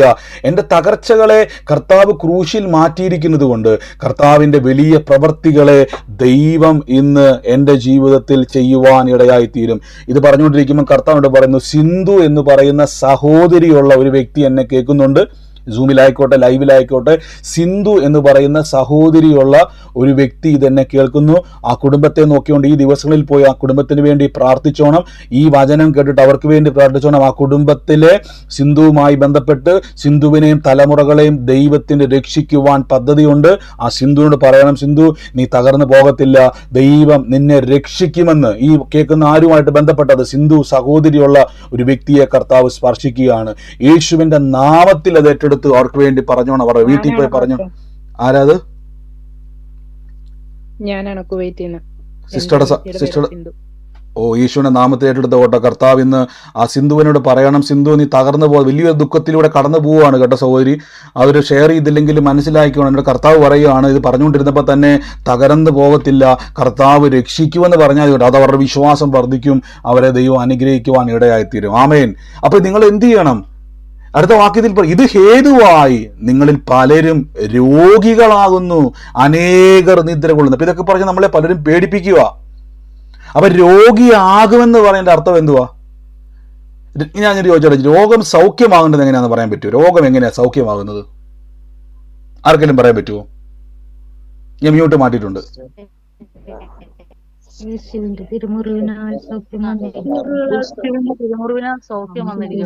ആമേൻ. അപ്പൊ ശ്രദ്ധിച്ചോടെ, യേശുവിന്റെ ശരീരത്തിലെ മുറിവിനാൽ ഞാൻ വിവേചിക്കുവാണ്. എന്റെ രോഗം യേശുവിൻ്റെ ശരീരത്തുമായിട്ട് ഞാൻ കമ്പയർ ചെയ്യുമ്പോൾ യേശു ഏറ്റ മുറിവാണ് എൻ്റെ രോഗസൗഖ്യം. ഇവിടെ നോക്കിയേ, ഇത് ഹേതുവായി ശരീരത്തെ വിവേചിക്കാത്തവരെന്ത് ചെയ്യും? ബലഹീനരും രോഗികളുമാകും. അപ്പൊ ശരീരത്തെ വിവേചിച്ചാലോ സൗഖ്യമുള്ളവരും ബലവാന്മാരുമായി തീരും. ഇപ്പൊ മനസ്സിലായോ? യേശുവിന്റെ ശരീരത്തെ, ആ ശരീരം, നിങ്ങൾ ആ യേശുവിന്റെ ബോഡിയെ നോക്കിക്കേ, ആ ശരീരം മൊത്തം മുറിവേറ്റിരിക്കുകയാണ്. അപ്പൊ നിങ്ങൾ അവിടെ പോയിട്ട് യേശുവിന്റെ ബോഡിക്ക് എന്നാ പറ്റി? ഒരാൾ ചോദിക്കുമോ യേശുവിന്റെ ശരീരത്തിന് എന്തുകൊണ്ടാണ് ഈ മുറിവ് വന്നത്? അപ്പൊ നിങ്ങൾ പറയുവാണ്, കർത്താവിനെ എനിക്കറിയത്തില്ല, കർത്താവിന്റെ ശരീരത്തെ റോമാക്കാരെല്ലാം കൂടി എന്ത് ചെയ്തു? ചാട്ടവാർ അടിച്ചു. നിങ്ങൾക്ക് അറിയത്തില്ലെങ്കിൽ നിങ്ങൾ രോഗികളാണ്. പക്ഷെ നിങ്ങൾക്ക് പറഞ്ഞു കൊടുക്കണം, സഹോദര, യേശുവിന്റെ മുറിവ് നീ കണ്ടോ? ആ മുറിവാണ് എന്റെയും നിന്റെയും രോഗസൗഖ്യം. ഇപ്പൊ മനസ്സിലായോ? പഴയ നിയമത്തിൽ വാക്യമുണ്ട്, അവൻ നമ്മുടെ ബലഹീനതകളെ വഹിച്ചു. മത്തായിയുടെ സുവിശേഷത്തിലേക്ക് വരുന്ന സമയത്ത് എനിക്ക് 4-ാം വാക്യത്തിലാണെന്ന് എനിക്ക് തോന്നുന്നത്. അതെടുക്കാൻ പറ്റുന്ന ഒരു വേഗത്തിൽ എടുത്ത്, അവൻ നമ്മുടെ രോഗത്തെയും ബലഹീനതകളെയും വഹിച്ചു എന്ന് എഴുതപ്പെട്ട വചനത്തിന്റെ നിവൃത്തി വന്നു എന്നൊരു വാക്യമുണ്ട്. സാക്ഷാൽ അവൻ നമ്മുടെ ബലഹീനതകളെയും രോഗത്തെയും വഹിച്ചു എന്ന് വാക്യം മത്തായിലുണ്ട്. ഞാൻ ഇന്നത് എടുത്തില്ല റെഫറൻസിനായിട്ട്. മത്തായിൽ ഒരു വാക്യമുണ്ട്. ആമേൻ. അപ്പൊ നമ്മുടെ ബലഹീനതകളെയും നമ്മുടെ രോഗത്തെയും യേശു വഹിച്ചു. എങ്ങനെയാ നമ്മൾ തിരിച്ചറിയുന്നത്? ശരീരത്തെ വിവേചിക്കണം. പക്ഷെ അവിടെ ഇരിക്കുന്ന ആൾക്കാർ ഇപ്പൊ എന്ത് ചെയ്തുകൊണ്ടിരിക്കുക? അവർ വീഞ്ഞു കുടിച്ച് മത്ത് പിടിച്ച്, നിങ്ങൾ കൊരിന്ത്യാസഭയെ പറ്റി പഠിക്കണം, അവിടെ മ്ലേച്ഛകരമായ ഒരു അവസ്ഥയിലേക്ക് അവർ പോയി. അവരോട് പൗലോസ്ലീഹ പഠിപ്പിക്കുവാണ്, നിങ്ങളിപ്പോൾ എങ്ങോട്ടായി പൊക്കോണ്ടിരിക്കുന്നത്? ഞാനിപ്പോൾ ഇങ്ങനെ അങ്ങ് പറയുക, ബാറിൽ ഇരിക്കുന്നത് പോലെ അവർ വന്ന് സഭയിലിരിക്കുക. കല്യാണ വീട്ടിൽ ഇരുന്നുകൊണ്ട് കുശലം പറയുന്നത് പോലെ ഇവരുടെയും കുറ്റം പറഞ്ഞുകൊണ്ട് സഭയ്ക്കകത്ത് വന്നിരിക്കുക. ഹോട്ടലിൽ ഇരുന്ന് ആഹാരം കഴിക്കുന്നത് പോലെ സഭയ്ക്കകത്ത് വന്നുകൊണ്ട് ചോറും പൊതി കഴിച്ചുകൊണ്ട് ആഹാരം കഴിക്കുക. ഇങ്ങനെ ഇരുന്നുകൊണ്ട് ഉപവസിച്ചും പ്രാർത്ഥിച്ചിരിക്കുന്ന ആൾക്കാർ അവിടെ കാണുക. അവരെയും കൂടെ എന്ത് ചെയ്യുവാണ്? അല്ലെങ്കിൽ ആഹാരം കഴിക്കാതെ വന്നിരിക്കുന്നവരെയും കൂടെ എന്ത് ചെയ്യുവാണ്? അവരെന്ത് ചെയ്യുവാണ്? അവരുടെ വിശ്വാസവും കൂടെ കെടുത്തിക്കളയുവാൻ നോക്കുവാണ്. അങ്ങനെ ഇരിക്കുമ്പോൾ പൗലോസ്ലീഹ ചോദിക്കുവാണ്, നിങ്ങൾ ഈ ശരീരത്തെ വിവേചിക്കാതിരിക്കുവാണോ? യേശുവിന്റെ നാമത്തിൽ. അപ്പൊ ഇത് വിവേചിക്കുമ്പോൾ നമുക്ക് എന്തുണ്ടാകും? ബലഹീനതയിൽ. സിസ്റ്റർ ആ വാക്യം ഇട്ടിട്ടുണ്ട്, മത്തായി 8:17 അല്ലേ? അപ്പൊ നമ്മൾ ഈ ശരീരത്തെ വിവേചിക്കുമ്പോൾ എന്താ സംഭവിക്കുന്നത് വെച്ച് കഴിഞ്ഞാൽ, നമ്മൾ ഈ ശരീരത്തെ വിവേചിക്കുമ്പോൾ നിങ്ങളുടെ ബലഹീനതകൾ മാറും. നിങ്ങളുടെ രോഗങ്ങൾ മാറും. അല്ലെങ്കിൽ നിങ്ങൾ ഇപ്പോഴും രോഗത്തിൽ തന്നെ ഇരിക്കും. ഞാൻ ആ വാക്യം നിങ്ങൾക്ക് ഇപ്പോൾ ഒന്ന് പ്രൊജക്റ്റ് ചെയ്ത് കാണിക്കാം. മത്തായിയുടെ സുവിശേഷം 8-ാം അധ്യായത്തിൻ്റെ മത്തായിയുടെ സുവിശേഷം 8-ാം അധ്യായത്തിൻ്റെ 11-ാമത്തെ വാക്യം ഞങ്ങൾക്ക് കാണിച്ചു തരാം. അപ്പോൾ നിങ്ങൾക്ക് കുറച്ചും കൂടെ മനസ്സിലാവും. മത്തായി 8. ഈ ദിവസങ്ങളിൽ രോഗത്താൽ ഭാരപ്പെടുന്നവർ യേശുവിൻ്റെ ശരീരത്തെ നോക്കിയിട്ട് പറയണം, എൻ്റെ സൗഖ്യത്തിൻ്റെ വേണ്ടിയാണ് യേശു എന്ത് ചെയ്തേക്കുന്നത്, തകർക്കപ്പെട്ടത്. ഞാൻ ആ വാക്യം നിങ്ങൾക്ക് ഇപ്പോൾ കാണാൻ പറ്റുന്നുണ്ടെന്ന് നമുക്ക് വിശ്വസിക്കുന്നു. മത്തായിയുടെ സുവിശേഷം 8-ാം അധ്യായത്തിൻ്റെ 17-ാമത്തെ വാക്യമാണ്. അവിടെ ഇങ്ങനെ കൊടുത്തിരിക്കുന്നത്, അവൻ നമ്മുടെ ബലഹീനതകളെ എടുത്തു, വ്യാധികളെ ചുമന്നു എന്ന് യെശയ്യാ പ്രവാചകൻ പറഞ്ഞത് നിവൃത്തിയായി. ശ്രദ്ധിച്ചോണം, നിങ്ങളിവിടെ നോക്കിക്കോണം. 11-ാം അധ്യായത്തിൽ കൊരിന്ത്യർ ലേഖനത്തിൽ പറഞ്ഞിരിക്കുന്നു. ആ വാക്യം ഞാൻ ആ വാക്യം ഇപ്പൊ കട്ടായിപ്പോൾ ഒന്ന് എടുത്തുതരാം. ആ വാക്യം ഞാൻ ഇപ്പോൾ എടുത്തുതരാം. കർത്താവിൻ്റെ ശരീരത്തെ വിവേചിക്കേണ്ടത് എങ്ങനെയാണെന്നുള്ളത് ഇപ്പോൾ ഈ ദിവസങ്ങളിൽ നിങ്ങൾ ധ്യാനിക്കണം. അതുകൊണ്ട് നമ്മൾ പലപ്പോഴും ഈ വ്യാഖ്യാനം തെറ്റായി തന്നിട്ട് പിശാച് നമ്മളെ കൺഫ്യൂഷൻ ആക്കിയിട്ട് നമ്മളിപ്പോഴും നമ്മുടെ കുറവും പിടിച്ചുകൊണ്ടിരിക്കുകയോ, അയ്യോ ബ്രദറെ എനിക്ക് ആ കുറവുള്ളത് കൊണ്ടാണ് എന്നെ അനുഗ്രഹിക്കാത്തത്, ഈ കുറവുള്ളത് കൊണ്ടാണ് കർത്താവ് എന്നെ എന്ത് ചെയ്യാത്തത്. നമ്മുടെ കുറവിനേക്കാൾ ശക്തിയുണ്ട് ദൈവത്തിൻ്റെ കൃപയ്ക്ക്. മനസ്സിലായോ? ഈ ദിവസങ്ങളിൽ പറയാം, എൻ്റെ കുറവുകളല്ല എൻ്റെ അനുഗ്രഹത്തിന് തടസ്സം, കർത്താവിൻ്റെ കൃപയാൽ എൻ്റെ കുറവും മാറും, ബലഹീനതയും മാറും. ഞാൻ ശക്തനാക്കുന്ന യേശു മുഖാന്തരം ഞാൻ സകലത്തിലും മതിയായവനായിത്തീരും. ആമേൻ. അപ്പോൾ ഇവിടെ നിങ്ങൾക്ക് ഈ വാക്യം ഞാൻ കാണിക്കും. ഈ 29-ഉം 30-ഉം വാക്യങ്ങൾ ശ്രദ്ധിച്ചോണം. 29-ഉം 30-ഉം വാക്യങ്ങൾ വായിക്കുമ്പോൾ നമുക്ക് കുറച്ചും കൂടെ അവിടെ വ്യക്തമാവും. തിന്നുകയും കുടിക്കുകയും ചെയ്യുന്നവൻ ശരീരത്തെ വിവേചിക്കാഞ്ഞാൽ തനിക്ക് താൻ ശിക്ഷാവിധി വരുന്നു. ഇത് ഹേതുവായി പലരും ബലഹീനരും രോഗികളും ആകുന്നു. അപ്പൊ എന്ത് ചെയ്യണം? ശരീരത്തെ വിവേചിക്കാത്തവരെ പറ്റി പറയാണ്. മത്തായി 8-ൽ പറയുന്നു, യേശു നമ്മുടെ ബലഹീനതകളെ എടുത്തു. നിങ്ങൾ കണ്ടോ? 8-17 കണ്ടോ? കർത്താവ് നമ്മുടെ ബലഹീനതകളെ എടുത്തു, നമ്മുടെ രോഗങ്ങളെ ചുമന്നു എന്ന് പ്രവാചകൻ പറഞ്ഞിരിക്കുന്നു. ഇത് ഹേതുവായി. ഇപ്പൊ നമ്മൾ കൊരിന്ത്യർ ലേഖനത്തിലേക്ക് വരുമ്പോൾ ശ്രദ്ധിച്ചോണം, ഇത് വിവേചിക്കണം. ഈ കത്രിമേശ വരുന്ന സമയത്ത് ചുമ്മാ എടുത്ത് തിന്നാതെ അത് വരുമ്പോൾ നിങ്ങൾ പറയും, എൻ്റെ ബലഹീനത മാറി, എൻ്റെ രോഗം മാറി. ഈ ഒരു അറിവോടെ നിങ്ങളിത് ഭക്ഷിക്കുമ്പോൾ നിദ്ര കൊള്ളുന്നവർ ശ്രദ്ധിച്ചു. അനേകർ നിദ്ര കൊള്ളുന്നു പറഞ്ഞാൽ നിങ്ങൾ പറഞ്ഞാൽ ഇല്ല, എനിക്ക് നിത്യജീവനുണ്ട്, നിത്യമരണമല്ല നിത്യജീവൻ ലഭിച്ചിരിക്കുന്നു. ഈ ശരീരം കാണുമ്പോൾ നിങ്ങൾ തിരിച്ചറിയണം, എനിക്ക് നിത്യജീവനുണ്ട്, എനിക്ക് നിത്യരക്ഷയുണ്ട്, എനിക്ക് ദിവ്യ ആരോഗ്യമുണ്ട്, ഞാൻ ഇനി ബലഹീനനല്ല, എന്നെ ശക്തനാക്കുന്ന യേശു മുഖാന്തരം ഞാൻ ശക്തനാണ്, യേശുവിൻ്റെ കൃപയാൽ ഞാൻ ശക്തനാണ്. ഇതൊന്ന് പറഞ്ഞു നോക്കിക്കേ. ഞാൻ ഉറപ്പിച്ചു പറയുന്നു, പരിശുദ്ധാത്മാവിന്റെ വലിയ കൃപ നിങ്ങളുടെ ജീവിതത്തിലേക്ക് ചൊരുവാൻ ഇടയാത്തീരും. ഞാൻ ഇത് പ്രാർത്ഥിക്കുമ്പോൾ കർത്താവിനോട് പറയുന്നു, ഉഷ എന്ന് പറഞ്ഞ സഹോദരി ഇത് കാണുന്നതെന്ന് എനിക്കറിയാം. ഉഷയ്ക്ക് വേണ്ടി പ്രാർത്ഥിക്കുമ്പോൾ 2 പെൺകുഞ്ഞുങ്ങളെ ഞാൻ കാണുന്നു. യേശുവിൻ്റെ നാമത്തിൽ ഇന്ന് ആ കുടുംബത്തെ കർത്താവ് സ്പർശിക്കുകയാണ്. യേശുവിൻ്റെ അധികാരമുള്ള നാമത്തിൽ ഇന്ന് പ്രാർത്ഥിക്കുന്നു. കർത്താവിൻ്റെ വലിയ പ്രവൃത്തി ഇന്ന് അവിടെ വെളിപ്പെടാൻ വേണ്ടി പോവാണ്. തലമുറകളുടെ മേൽ ദൈവത്തിൻ്റെ ശക്തി വ്യാപരിക്കുകയാണ്. അവരുടെ ഭാവിയെ തടസ്സപ്പെട്ട് കടന്നതിനെ കർത്താവ് ഇന്ന് വഴികൾ തുറക്കാൻ വേണ്ടി പോവാണ്. യേശുവിൻ്റെ നാമത്തിൽ ഇന്ന് റിലീസ് ചെയ്യുന്ന കർത്താവ്, ബന്ധനങ്ങൾക്കകത്തല്ല ഞങ്ങൾ കിടക്കുന്നത്, കർത്താവിൻ്റെ ശരീരത്തിൻ്റെ ജയത്തിലാണ് ഞങ്ങൾ കിടക്കുന്നത്. ഹല്ലേലൂയ. ഈ ദിവസങ്ങളിൽ തിരിച്ചറിഞ്ഞോണം. ഈ ദിവസങ്ങളിൽ ഞാൻ ഇതിൻ്റെ അകത്ത് പറഞ്ഞുകൊണ്ടിരിക്കുന്നത് തന്നെ കർത്താവ് എന്നെ ആൻഡ്രൂസ് എന്ന് പറയുന്ന ഒരു പേര്, ആൻഡ്രൂസ് എന്നാണ് വിളിക്കുന്നത്. അങ്ങനെ ഒരു വ്യക്തിയെ കർത്താവിനെ കാണിക്കുക. ആൻഡ്രൂസ് എന്ന് വിളിക്കുന്ന ഒരു വ്യക്തിയെ കർത്താവ് സ്പർശിക്കുന്നതായിട്ടൊരു കാഴ്ച കാണുന്നു. ആൻഡ്രൂസിനെയും ആൻഡ്രൂസിൻ്റെ കുടുംബത്തെയും. ഞാനൊരു മാതാവിനെ കാണുന്നത്, ആ മാതാവിൻ്റെ ഒത്തിരി കണ്ണുനീര് ആ ഭവനത്തിൽ കിടപ്പുണ്ട്. ആ ഭവനത്തിൻ്റെ മേൽ കർത്താവിൻ്റെ രക്ഷ വരാൻ വേണ്ടി പോവാണ്. അത് ആരാന്ന് വെച്ച് ഏറ്റെടുത്തോണം. ആൻഡ്രൂസിൻ്റെ ഭവനത്തിൻ്റെ മേൽ എന്റെ മോനാണ് എടുത്തോണത്. യേശുവിൻ്റെ മോനാണ്. യേശുവിന്റെ നാമത്തെ ഏറ്റെടുത്തു. കർത്താവിന്റെ വലിയ പ്രവൃത്തി എന്ന കുടുംബത്തിന്റെ മേൽ സംഭവിക്കാൻ വേണ്ടി പോവാണ്. ഏറ്റെടുത്തു, യേശുവിനകത്തിൽ ഏറ്റെടുത്തു. ദൈവം സ്പർശിക്കുകയാണ്. ഈ ഒരു സമയത്ത് ഇത് നിങ്ങൾക്ക് ഡെലിവറൻസ്, നമ്മൾ ഈ യേശുവിന്റെ ശരീരത്തെ പറ്റി കേട്ടാൽ ഉറപ്പാ, ഞാൻ ഉറപ്പിച്ചു പറഞ്ഞു, നിങ്ങൾക്ക് ഇനി നിങ്ങളുടെ വിഷയത്തിന്റെ മേൽ, നിങ്ങളുടെ രോഗത്തിന്റെ മേൽ, നിങ്ങളായിരിക്കുന്ന പ്രതിസന്ധിയുടെ മേൽ തുടരാൻ കഴിയത്തില്ല കേട്ടോ. ഇത് പൗലോസ്ലീഹ പറഞ്ഞു കൊടുക്കുക. പക്ഷെ നമ്മളിത് നേരെ എന്ത് ചെയ്യുന്നു വെച്ച് കഴിഞ്ഞാൽ 23-ാമത്തെ വാക്യം മുതൽ മൊത്തം അങ്ങ് എടുത്തിട്ട് നമ്മളെ എന്ത് ചെയ്തുകൊണ്ടിരിക്കും ഇപ്പോഴും. ഇത് ആരോടാ പറഞ്ഞത്? ഇത് തിരിച്ചറിവില്ലാതെ വീട്ടിൽ വീഞ്ഞു കുടിക്കുന്നത് പോലെ, മദ്യം കുടിക്കുന്നത് പോലെ കർത്താവിൻ്റെ ശരീരത്തെയും വീഞ്ഞിനെയും ഭക്ഷിച്ചവരെ പറ്റി പൗലോസ്ലീഹ പറയുകയാണ്, അയോഗ്യമായി ഭക്ഷിക്കുന്നവരെ. ഇപ്പം മനസ്സിലായി എന്താണ് അയോഗ്യത? കർത്താവിൻ്റെ ശരീരത്തെ മാനിക്കാതെ ആഹാരം കഴിക്കുന്നത് കൂട്ടത്തിൽ ഇതെടുത്ത് കഴിക്കരുത്. ബഹുമാനിക്കണം, തിരിച്ചറിയണം. ഇത് യേശു പറഞ്ഞ വാക്ക് എന്താ? ഇത് നിങ്ങൾക്ക് വേണ്ടി തകർക്കപ്പെട്ട എൻ്റെ ശരീരത്തിൻ്റെ ഓർമ്മയാണിത്. ഇത് കാണുമ്പോഴൊക്കെ എൻ്റെ മരണത്തെ പ്രസ്താവിക്കുന്നു. ഇതാണ് പുതിയ നിയമം. യേശുവിൻ്റെ മരണത്തെ എന്താട്ടാ കാണിക്കുന്നത്? യേശുവിൻ്റെ മരണം എൻ്റെ പാപത്തിൻ്റെ ശമ്പളത്തെ യേശു വഹിച്ചതിൻ്റെ തെളിവാണ് യേശുവിൻ്റെ മരണം. നമുക്ക് ഒരുമിച്ച് പ്രാർത്ഥിക്കാം. ഇതിൻ്റെ സംശയങ്ങൾ ഉണ്ടെങ്കിൽ നിങ്ങൾ വാട്സാപ്പിലേക്ക് അയയ്ക്കുക. നമുക്ക് ഒരുമിച്ച് പ്രാർത്ഥിക്കാം. വലിയ കാര്യങ്ങളെ കർത്താവ് ചെയ്യും. നിങ്ങൾക്കിത് മനസ്സിലായെന്ന് കർത്താവിൻ്റെ കൃപയിൽ ഞാൻ വിശ്വസിക്കുന്നു. നമ്മൾ പുതിയ നിയമത്തിൻ്റെ വലിയൊരു ഡെപ്തിലേക്കാണ് ഇത് പോയിരിക്കുന്നത്. കർത്താവിൻ്റെ കൃപയിൽ നമുക്കിത് മുന്നോട്ട് ഇനിയും ചിന്തിക്കാം. അപ്പോൾ നിങ്ങൾക്ക് ഈ ദിവസങ്ങളിൽ കർത്താവിൻ്റെ കൃപയിൽ ആശ്രയിക്കുന്ന ഓരോ വ്യക്തിയോടും ഞാൻ പറയുന്നു, നിങ്ങളുടെ തലമുറകൾ, നിങ്ങളുടെ കുടുംബം, നിങ്ങളുടെ ജീവിതം രക്ഷപ്പെടണമെന്ന് ആഗ്രഹമുണ്ടെങ്കിൽ ഈ ഒരു തിരിച്ചറിവിൽ ഒരൊറ്റ പ്രാർത്ഥന പ്രാർത്ഥിച്ചാൽ മതി. സകല വിഷയങ്ങളെയും കർത്താവ് നിങ്ങളുടെ ജീവിതത്തിൽ അത്ഭുതകരമായി തീർക്കുവാൻ ഇടയായിത്തീരും. നന്ദി കർത്താവേ. യേശുവിൻ്റെ നാമത്തിൽ ഞാൻ രണ്ട് പേരുകളെ കാണണം. ഒന്ന് രമ്യ എന്നും രഞ്ജിനി എന്നും പറയുന്ന രണ്ട് സഹോദരിമാരുള്ള ഒരു ഭവനത്തെ, രമ്യ രഞ്ജിനി ഉള്ള രണ്ട് ഭവനത്തെ കർത്താവ് സ്പർശിക്കുന്നുണ്ട്. പറയാം, രമ്യ രഞ്ജിനി ഇത് രണ്ടുമുള്ള ഭവനത്തെ കർത്താവ് തൊടുന്നാട്ടുണ്ട് പരിശുദ്ധാത്മാവ് പറയുന്നു.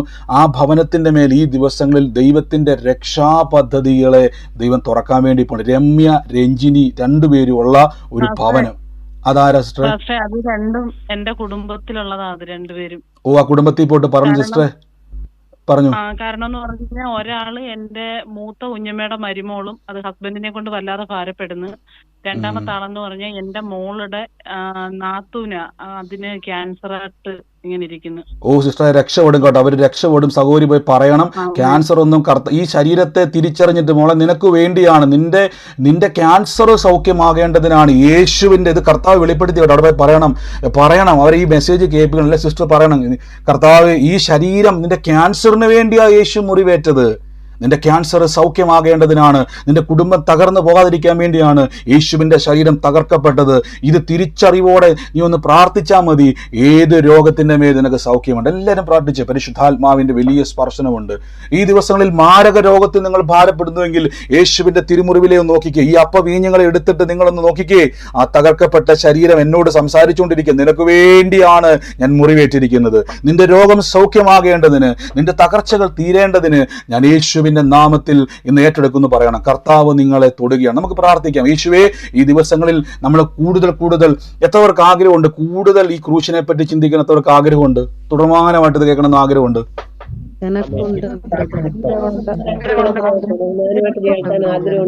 ആമേൻ. അങ്ങനെയെങ്കിൽ ഈ ദിവസങ്ങളിൽ പ്രാർത്ഥിച്ചോണം. കർത്താവേ, ഇന്ന് പരിശുദ്ധാത്മാവിന്റെ വലിയ പ്രവർത്തികളെ നിങ്ങൾ കാണാൻ വേണ്ടി ഇത് ഈ ഒരു അറിവിൽ വേണം നമ്മൾ ഈ ദിവസങ്ങളിൽ പ്രാർത്ഥിച്ചാലുണ്ടല്ലോ. പലപ്പോഴും നിങ്ങൾ കേട്ടിരിക്കുന്ന നേരെ തിരിച്ചായിരിക്കുമല്ലോ. നിങ്ങൾ ഇത്രയും നാളും നിങ്ങൾ വിവേചിച്ചുകൊണ്ടിരിക്കുമായിരിക്കും അല്ലേ? ഇത് തിരിച്ചറിഞ്ഞോണം. കർത്താവിൻ്റെ കൃപയിൽ ആശ്രയിച്ചാണ് ഞാനിത് ചെയ്യാൻ പോകുന്നത്. 1971 ജനിച്ച ഒരു വ്യക്തിയെ കർത്താവ് സ്പർശിക്കുന്നതായിട്ട് എന്നോട് പറയുന്നു. കർത്താവിനോട് പറഞ്ഞ ശരീരത്തിൻ്റെ മേൽ നാളുകളായി അലട്ടിക്കൊണ്ടിരുന്ന ക്ഷീണമിട്ടുകൊണ്ട് എന്ത് ചെയ്താലും കുടുംബത്തിൻ്റെ അകത്ത് സ്വസ്ഥത തരാതെ, എങ്ങും ഉറയ്ക്കാൻ കഴിയാതെ, എപ്പോഴും പ്രശ്നങ്ങളും കണ്ണുനീരുമായിട്ട് നടക്കുന്ന ഒരു വ്യക്തിയെ കർത്താവ് സ്പർശിക്കുകയാണ്. യേശുവേ ആരാധന. എന്നോട് കർത്താവ് ഇങ്ങനെ പറഞ്ഞിരിക്കുന്ന ഒരു നന്മ കാണുമെന്നുള്ള സമയം അടുക്കുന്തോറും സന്തോഷിച്ചു വരുമ്പോൾ തന്നെ അത് മൊത്തം തട്ടിത്തെറിപ്പിക്കുന്നത് പോലെ അവസ്ഥകൾ ഉണ്ടായിട്ട് കാലം 15 വർഷമായി. ഇത്രയും നാളുകളായിട്ട് എത്ര ശ്രമിച്ചിട്ടും ഒന്നും ശരിയാകാതെ കൺമുമ്പിലേക്ക് എല്ലാം വരും, പക്ഷെ നിരാശയിലേക്ക് സന്തോഷങ്ങളെ കൊണ്ടിടുന്ന ഒരവസ്ഥ അനുഭവിക്കുകയാണ്. യേശുവിൻ്റെ നാമത്തിൽ ഇന്ന് ആ കുടുംബത്തെ നോക്കിക്കൊണ്ട് കർത്താവ് പറയുന്നു, നിങ്ങൾ രക്ഷ പ്രാപിക്കാൻ വേണ്ടി പോവാണ്, നിങ്ങൾ രക്ഷപ്പെടാൻ വേണ്ടി പോവാണ്. യേശുവിൻ്റെ നാമത്തിൽ ഏറ്റെടുത്തോണം. കർത്താവിൻ്റെ പ്രവൃത്തി ഇന്ന് നിങ്ങളെ തൊടാൻ വേണ്ടി പോവാണ്. ഏതാ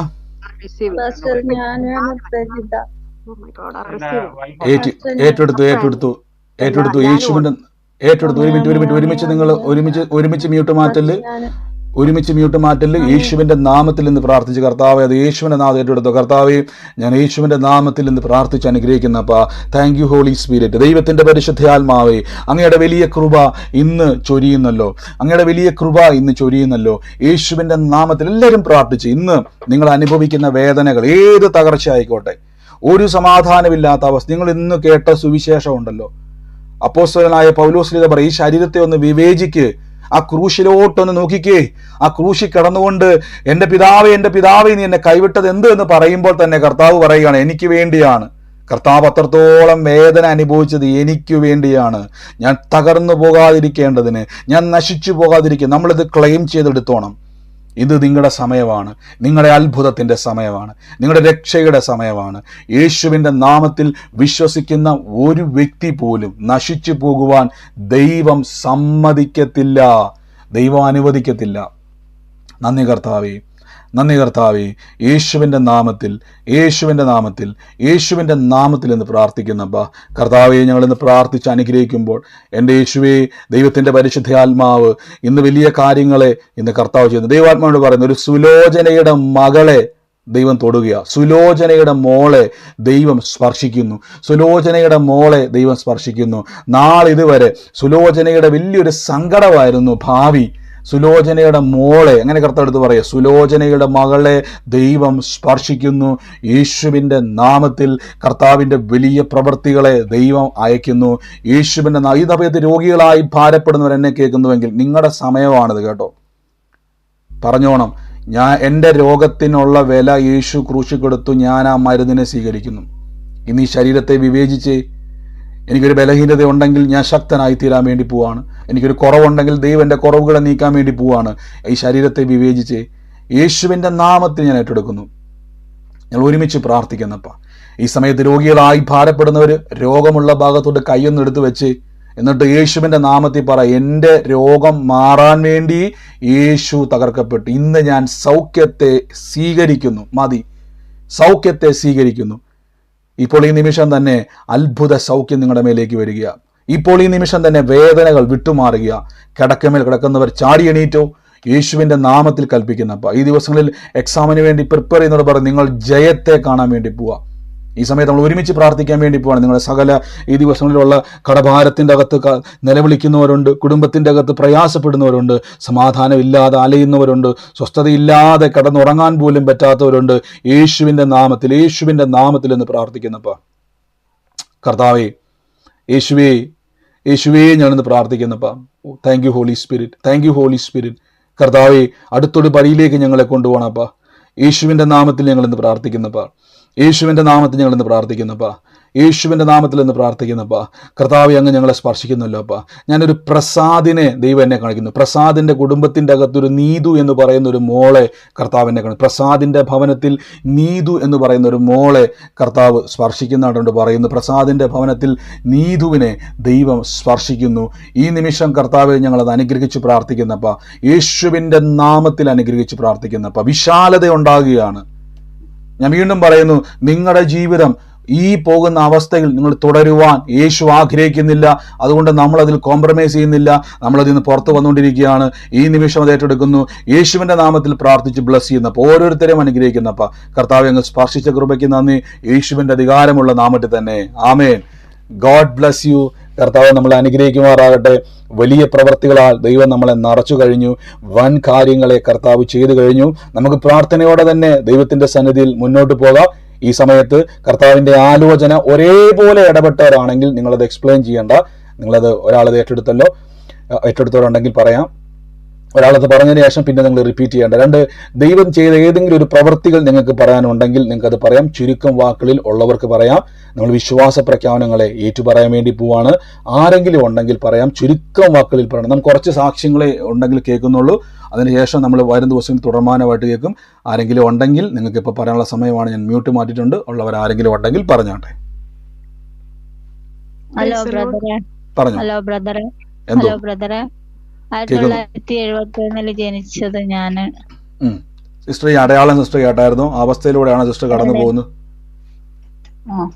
അതെ. എന്ന് ഏറ്റെടുത്ത സിസ്റ്റർ, ഇന്ന് കർത്താവിൻ്റെ നാമത്തിൽ ആ ദൈവത്തിൻ്റെ പ്രവൃത്തി നിങ്ങളുടെ മേലേക്ക് വരികയാണ്. ഏറ്റെടുത്തോണം. ഇന്ന് മുതൽ കണ്ടോണം. ഇതുവരെ കറങ്ങിക്കടന്നതിനെ യേശുവിന്റെ നാമത്തിൽ കർത്താവ് അത് അത്ഭുതമാക്കി മാറ്റും. ഇതുമായിട്ട് ബന്ധപ്പെട്ട ആരാണോ ഇതേ അവസ്ഥയിലൂടെ കടന്നു പോകുന്ന ആരൊക്കെ ഉണ്ടോ അവരെല്ലാം ഏറ്റെടുത്തോണം. യേശുവിന്റെ നാമത്തിൽ ഞാനത് സ്വീകരിക്കുമെന്ന് പറഞ്ഞോണം, ഞാനത് സ്വീകരിക്കുമെന്ന് പറഞ്ഞോണം, ഞാൻ ആ അത്ഭുതത്തെ സ്വീകരിക്കുമെന്ന് പറഞ്ഞോണം. നിങ്ങളുടെ മേലേക്ക് അത് വരികയാണ്. ഇപ്പൊ തന്നെ അത് പറഞ്ഞ് ഇതുമായിട്ട് ബന്ധപ്പെട്ട ആരൊക്കെയാണോ ഇതേ അവസ്ഥയിൽ കടന്നു പോകുന്ന ആരൊക്കെയാണോ അവരെല്ലാം ഏറ്റെടുത്തോണം. അനുഗ്രഹിക്കുന്നു യേശുവിന്റെ നാമത്തിൽ തന്നെ. ആമേൻ. മറ്റാരെങ്കിലും ഉണ്ടോ സാക്ഷ്യം പറയാൻ? ബ്രദറെ ഒരു കാര്യം പറഞ്ഞോട്ടെ. പറഞ്ഞു. ഹലോ ബ്രദർ, ഒരു ഡൗട്ടാണ് ചോദിക്കരുതെന്ന് പറഞ്ഞാലും ഞാൻ ഇത്രയും നാളും വിചാരിച്ചിരുന്നത് നമ്മള് പിന്നെ തിരുവത്താഴം ഭക്ഷിക്കരുത് എന്ന് വിചാരിച്ചത്. കാരണം നമ്മൾ മറ്റുള്ളവരോട് ക്ഷമിക്കാൻ പറ്റത്തില്ലെങ്കിൽ തിരുവത്താഴം ഭക്ഷിക്കാൻ പറ്റത്തില്ലെന്നാണ് ഞാൻ വിശ്വസിച്ചിരുന്നത്. പക്ഷെ ഇപ്പം ബ്രദറ് അതല്ല അതിന്റെ കാരണം അതല്ല അതിന്റെ അർത്ഥം എന്ന് മനസ്സിലാക്കുന്നതിന് ഒരുപാട് നന്ദിയുണ്ട്. ദൈവം അനുഗ്രഹിക്കട്ടെ. തീർച്ചയായിട്ടും നമ്മളെ മറ്റുള്ളവർ ഒരിക്കലും ഒരു പിണക്കവും നമ്മളെല്ലാവരും യേശുവിന്റെ ശരീരം കാണുമ്പോൾ തന്നെ നമ്മളോട് പറയുകയാണ് സ്നേഹിക്കുക. നമുക്ക് ശത്രുതയില്ല, സ്നേഹമാണ് അതിൻ്റെ ഒരു അടയാളമാണ്. സ്നേഹമാണ് കർത്താവിൻ്റെ ശരീരം. അതുകൊണ്ടാണ് തന്നെത്താൻ സ്നേഹിച്ച് നമുക്ക് വേണ്ടി ഏൽപ്പിച്ചു എന്ന കർത്താവ് എന്ന് പറയുന്നത്. അപ്പം നമുക്ക് വേണ്ടി തകർക്കപ്പെട്ടത് സ്നേഹമുള്ളത് കൊണ്ടാണ്. ആ സ്നേഹമാണ് നാം ആചരിക്കുന്നത്. കർത്താവ് അനുഗ്രഹിക്കട്ടെ. മറ്റാരെങ്കിലും ഉണ്ടോ സാക്ഷ്യം? ഞാനിങ്ങനെ ഒരിക്കൽ പള്ളിയിൽ പോയിട്ട് അറിയാണ്ട് കുർബാന സ്വീകരിച്ചു പോയി. ഞാൻ ഹിന്ദുവായിരുന്നു, അതുകൊണ്ട് തെറ്റുണ്ടോ? സിസ്റ്റർ ഈ ദിവസങ്ങളിൽ ഈ വചനങ്ങൾ കംപ്ലീറ്റ് കേൾക്കുമ്പം ഈ തുടർമാനമായിട്ട് വരുന്നുണ്ട്. ഇത് കംപ്ലീറ്റ് കേൾക്കുമ്പോൾ സിസ്റ്റർക്ക് അത് മൊത്തം മനസ്സിലാവും. നമ്മൾ ഈ ഒരു അധ്യായത്തിൽ നിന്ന് പുതിയ നിയമം മൊത്തം കേൾക്കുവാണ്. അപ്പോൾ അത് തെറ്റ് ഏതാണ് ശരി ഏതാന്നുള്ളത് സിസ്റ്റർക്ക് മനസ്സിലാവും. കർത്തൃമേശ എന്നുള്ളത് ഞാനത് വരും ദിവസങ്ങളിൽ നമ്മൾ കൂടുതൽ ഇതിലേക്ക് പോകുമ്പോൾ എങ്ങനെയാണ് നമുക്ക് കർത്തൃമേശ സ്വീകരിക്കേണ്ടത്, ആർക്കാണ് ഇത് സ്വീകരിക്കുവാൻ കഴിയുന്നത്, എങ്ങനെയാണ് നമ്മൾ ഈ കർത്താവിൻ്റെ തിരുവത്താഴത്തെ നമ്മളിലേക്ക് കൊണ്ടുവരുന്നുള്ളത് വരും ദിവസങ്ങളിൽ കേൾക്കുന്നുണ്ട്. അപ്പോൾ കുറച്ചും കൂടെ അത് മനസ്സിലാവും. എന്നിട്ട് ഞാൻ ഈ സംശയത്തിൻ്റെ കാര്യങ്ങൾ പറഞ്ഞുതരാം കേട്ടോ. ഇത് തീർന്നിട്ടില്ല, ഇത് തുടങ്ങിയതേ ഉള്ളൂ. ഈ ഭാഗം കർത്താവ് അനുഗ്രഹിക്കട്ടെ. മറ്റാരെങ്കിലും ഉണ്ടോ? എന്തോ ബ്രദർ ആൻഡ്രൂസ് എന്ന് പറഞ്ഞില്ലേ, അത് എന്റെ മകനാണ്. ഏറ്റെടുത്തോ സിസ്റ്ററെ? മാത്രമല്ല അവര് ഇരട്ട കുട്ടികളാണ്, മൈക്കിളും ഉണ്ട്. അവർ സംസാരിക്കത്തില്ല, 4 വയസ്സായി, അവർക്ക് ഓട്ടിസം ആണ്. ഞാൻ നാളുകളായിട്ട് പ്രാർത്ഥിച്ചുകൊണ്ടിരിക്കുകയായിരുന്നു. അപ്പൊ ഞാനത് ഏറ്റെടുക്കുകയാണ്. തീർച്ചയായിട്ടും ഏറ്റെടുത്തോ. ഈ ദിവസങ്ങളിൽ പറഞ്ഞുകൊണ്ടിരുന്നോണം കർത്താവ് തുറക്കും. ദൈവത്തിന് മരിച്ചവരെ ഉയർപ്പിക്കുകയും ഇല്ലാത്തതിനെ ഉള്ളതുപോലെ വിളിച്ചു വരുത്തുവാൻ കഴിയുന്ന ദൈവം എനിക്ക് വേണ്ടി എൻ്റെ തലമുറ ചെയ്യും തന്നെ അവരുടെ തല കൈവച്ചെന്ന് പറഞ്ഞു കേട്ടോ. ആമേൻ. God bless you. കർത്താവ് അനുഗ്രഹിക്കട്ടെ. ഒരു മിനിറ്റ് ഒരുമിച്ച് പറയല്ലേ, പറഞ്ഞു പറഞ്ഞു.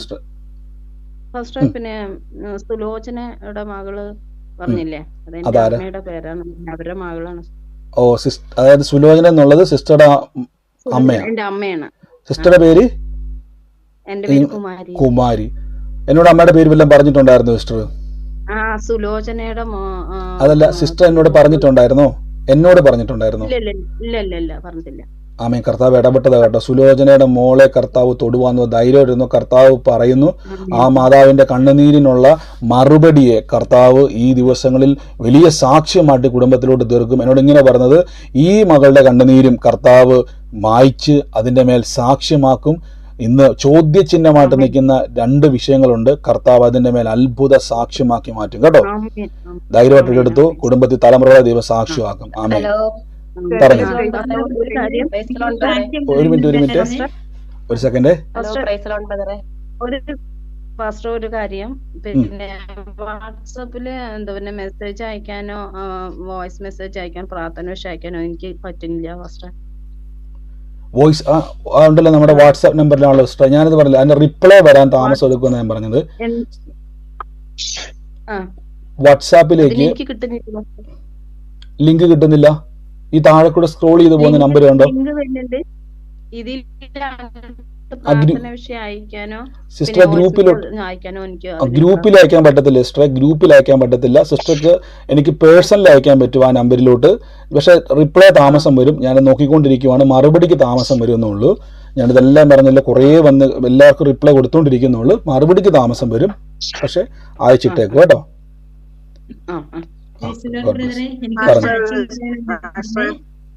പറഞ്ഞു